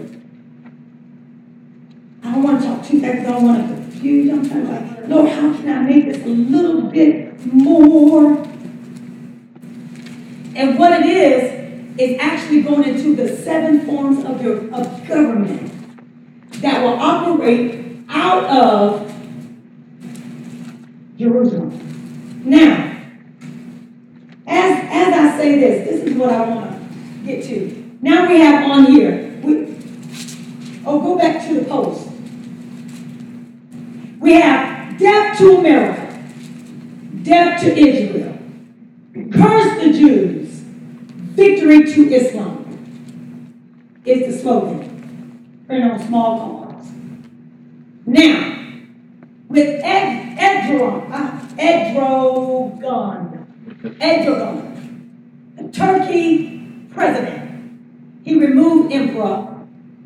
He wants to be president. So he is the president of Turkey. Turkey is thriving to be the global leader.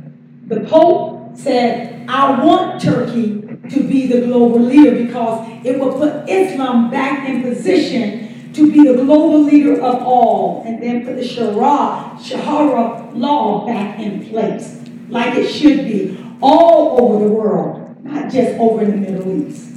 How many understand that? And we'll get into Sharia law. Now, with this, you have the Pakistanis, you have Turkey, you have Iran that really hate America. Okay? You have Russia that works with Turkey for their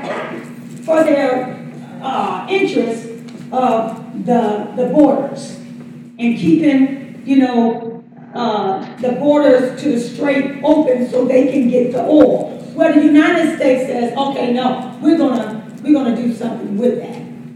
So now Turkey and the Pope saying now we need to work together and get Israel and get Pakistan in line along with Iran, and we need to come together and become a two-state solution. Well, Erdogan said, no, it can't be a two-state solution. But what I want to do is I want to get all the UN, and this is the kicker for these nations here that we're seeing in number 9 and number 10, the kingdoms. So I want y'all to put this. This is going to be involving the United Nations.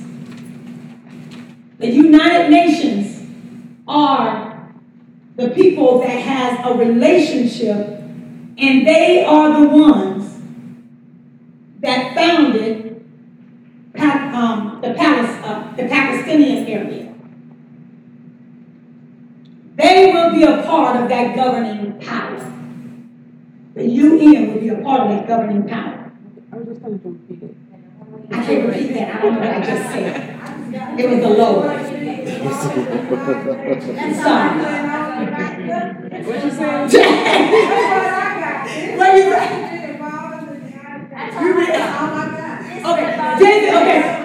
Okay. Yeah, I can't say all that. That was the Lord. But this is going to be involving the United Nations, right? Okay, and its governing power. With Turkey, and just put power with Turkey. Okay? Oh, okay, get your microphone. Michael, one of y'all get the microphone. Okay.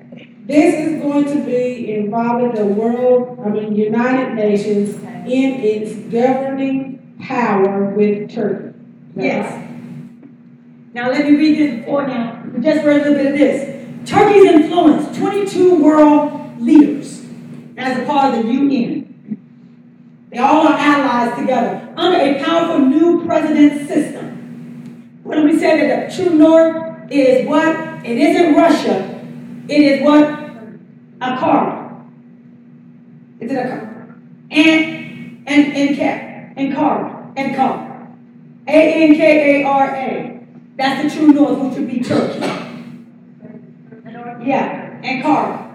Ankara, there you go. Ankara. Okay, that's the true north, Turkey.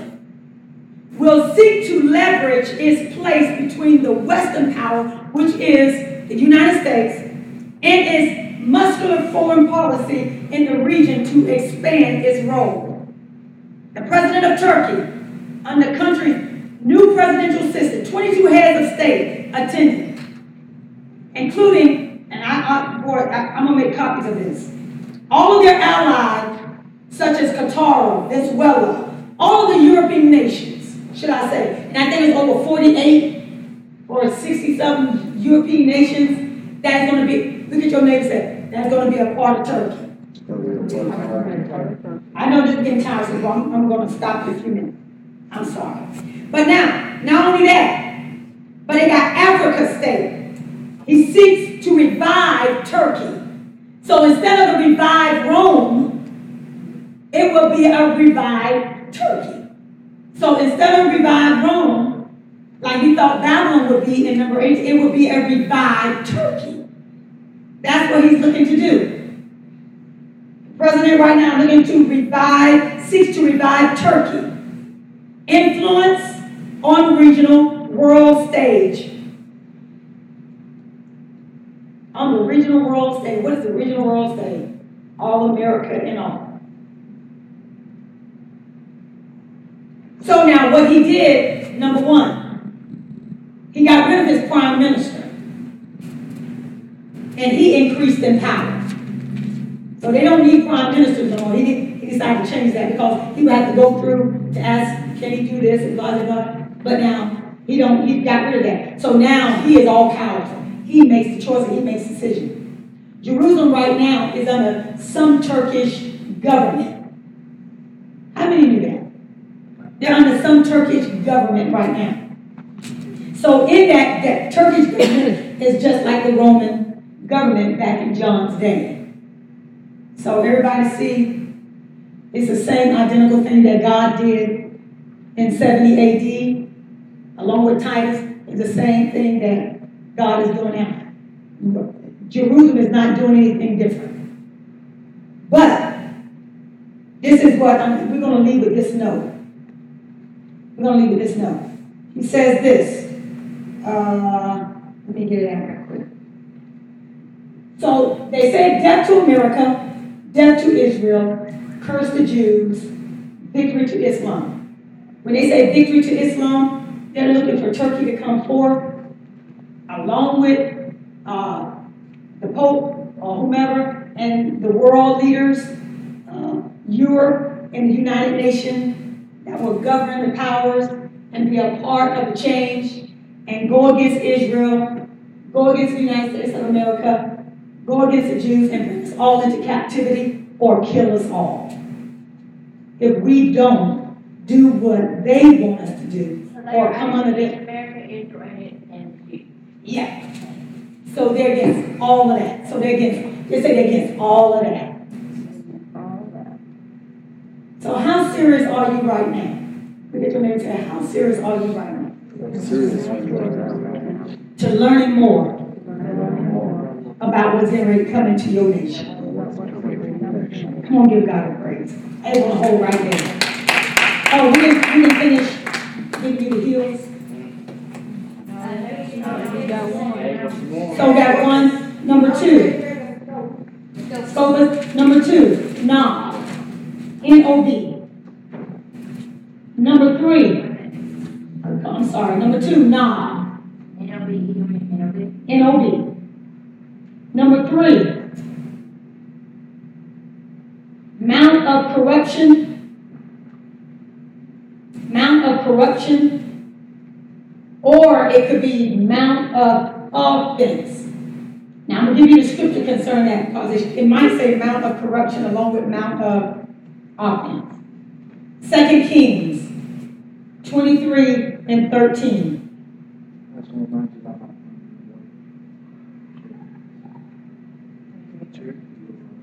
2 Kings 23 and 13. Kedron, number 4. Kedron. Kedron. Now I want you to put this. Tyrell Valley. T-Y, capital T. No, that goes with number 4. Tyropoeon.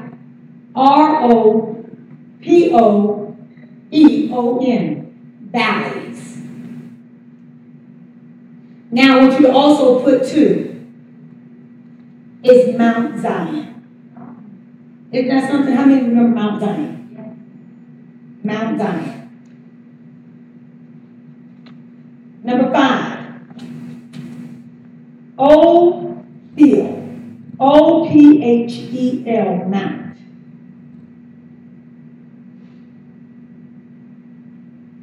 Ophel Mount. The 6 is the rock. The rock. R-O-C-K.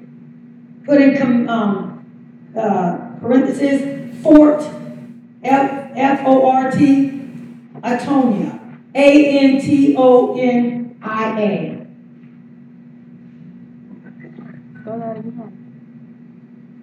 The 7th, Just put an A-N in front of my name. oh yeah, that's cool. Yeah. Okay. That's cool. Okay? So now, the other is,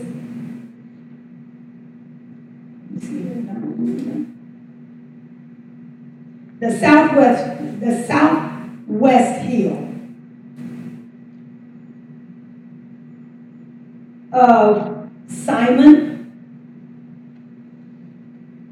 the Hasmonean, capital H, A-S-M, like in Mary, O-N-E-A-N.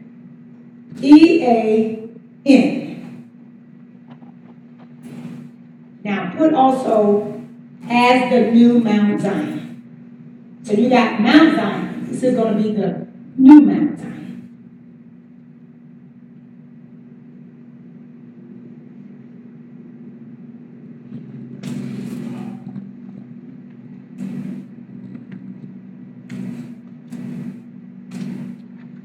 So go to number 5 right quick. Might as well get this out of the way. Number 5 in Revelation 17 chapter. Go to number 5. Number 5 will be the mystery. Is that number 5? Which one is number 5? Number 5, the mystery Babylon. Okay, the mystery Babylonian, or Babylon, the Great, is Jerusalem. Tanya, could you get, or Dion, you right? Well, no, right. You right. Luke 21 and 24. So you can understand number 5.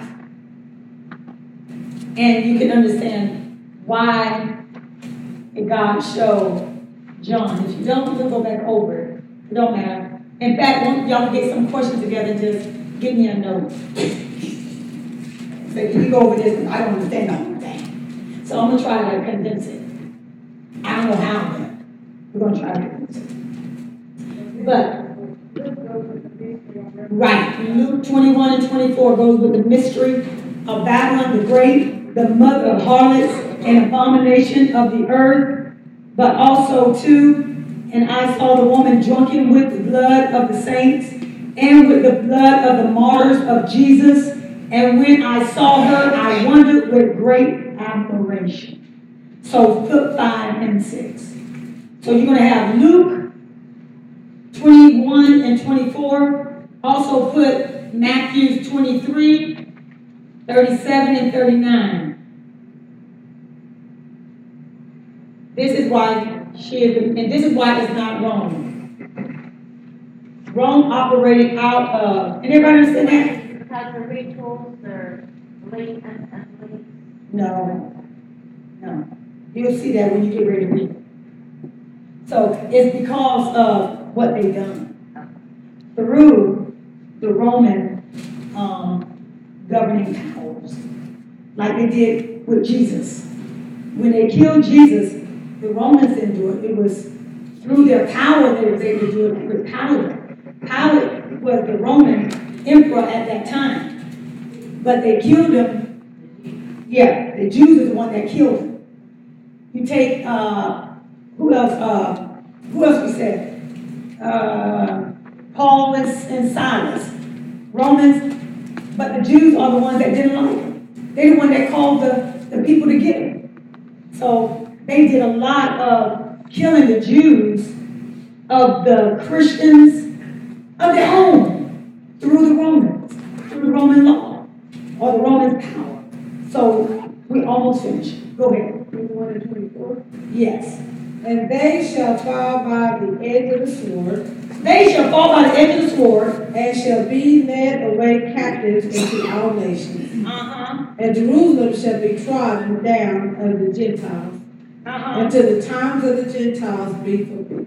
Until the times of the Gentiles be fulfilled. So at the times of the Gentiles be fulfilled, how was it being fulfilled? Is that they shall receive the word, or they shall receive the gift of the Holy Spirit. So what it was promised to the Jews rejected it, didn't want it, but who got it? The Gentiles. Go ahead, what else? Is that the same? Yeah, Matthew 23. That's what I want. Matthew 23. Let me make sure. Yeah, I'm sorry. Matthew 23 and 37 is 4, 5. And that's also to that scripture too. 5 and 6. Go ahead. O Jerusalem, O Jerusalem, Jerusalem, thou that killest the prophets. Okay, now you see that verse. This is Mystery Babylon, the great mother of harlots, abomination of the earth. And I saw the woman drunken, which is Jerusalem, with the blood of the saints, killers, murderers, martyrs of Jesus. They're the one that killed. It wasn't the Romans that killed Jesus. Who was the martyr of Jesus? That's right, the Jews. And then they also killed Stephen. Look, the disciples. They had them there. 33 and 37. They're just awful. Come on. Go ahead. And when I saw her, I wondered with great admiration. Is this really her? So he says, "Oh, Jerusalem, Jerusalem, thou that killeth the what? Prophets. The prophets. And stonest them which are sent unto thee." Who they stoned? They stoned Stephen. Full of the Holy Ghost. They didn't like it that he was preaching about Jesus Christ. They didn't want that name to be, don't mention that name. Go ahead. Did they stone Paul too? But he did. Die. Yeah, he put that so to leave alone. Sure did. Oh, it was smart. Oh, I don't know how to play the system. But yes. Go ahead. Which are sent into thee, how often would I have Now go back to which are sent. What? Which are sent unto thee. So that means God had prophets to go to them, and the Jews, and they wouldn't even receive them, but they were stoned. Go ahead. How often would I have gathered thy children together, even as a hen gathered her chickens under her wings, and ye would not. And ye would not even do, you wouldn't even help. Go ahead. But behold, your house is left unto you desolate. Come on. For I say unto you, ye shall not see me henceforth, till ye shall say, blessed is he that cometh in the name of the Lord. Now I want y'all to key this. Tell you said, blessed is he that what? Cometh in the name of the Lord. Jim, they don't believe that Jesus is God. They just believe that Jesus is a prophet. So until they come to that point of, blessed is he that cometh in the name of the Lord, Lord meaning master, ruler. They know what it means over there. It's in their language. Master, ruler, God. Until they confess that, they get ready to face more trauma. Until they face it. Until they repent of calling or just accepting Jesus being a prophet. How do you understand that? So let's stop right there because my tongue is getting tired. She's yawning at me. How do you understand that so far?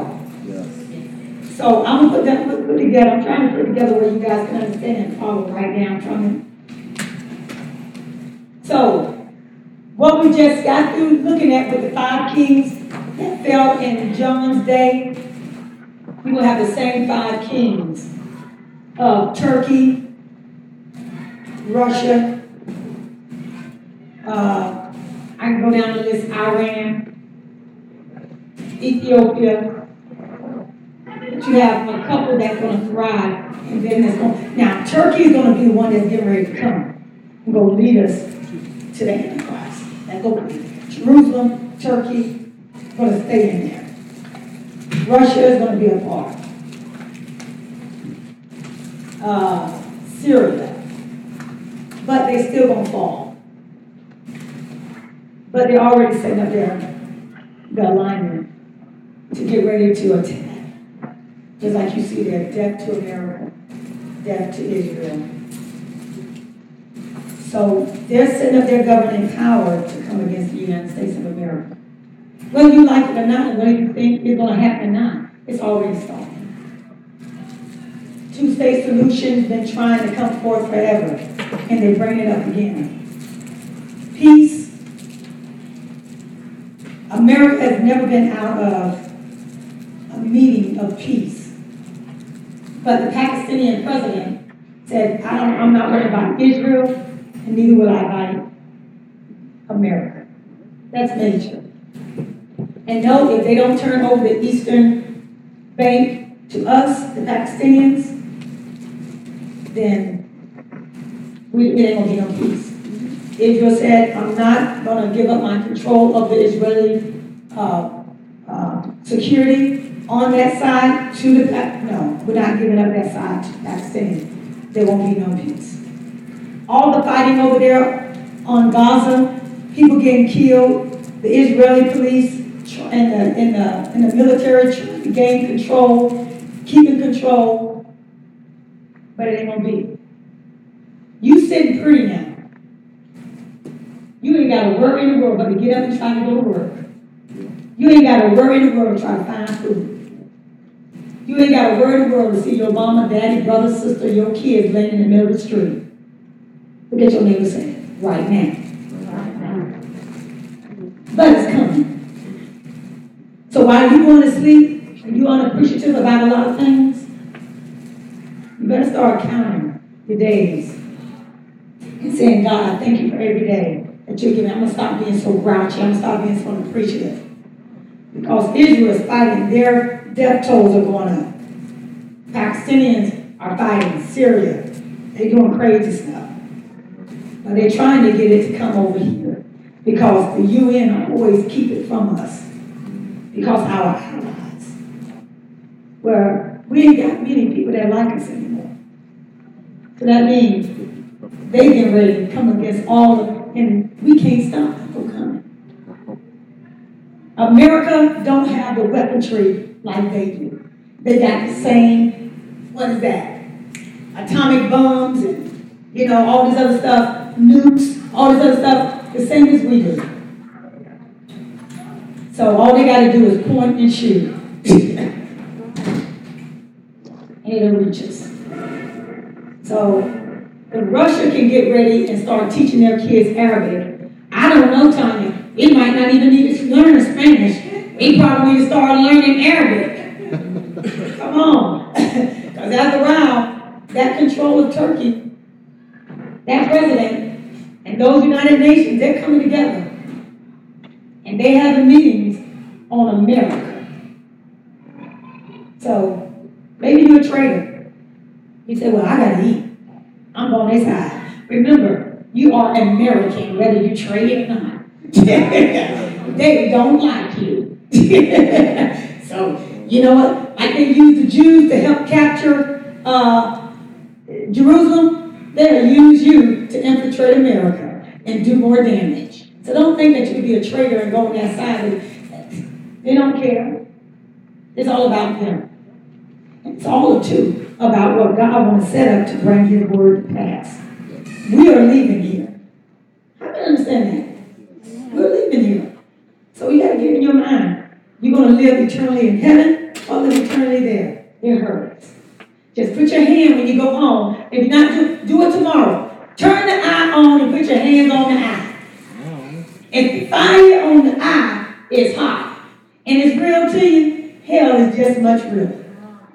Come on, give God a break. If you keep your hand on that eye and let it burn you, keep living that way. Let us stand. Keep living it. and to accept truth.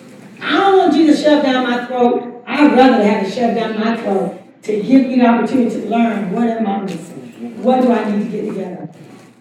Praise is full of old and young. There's nothing wrong.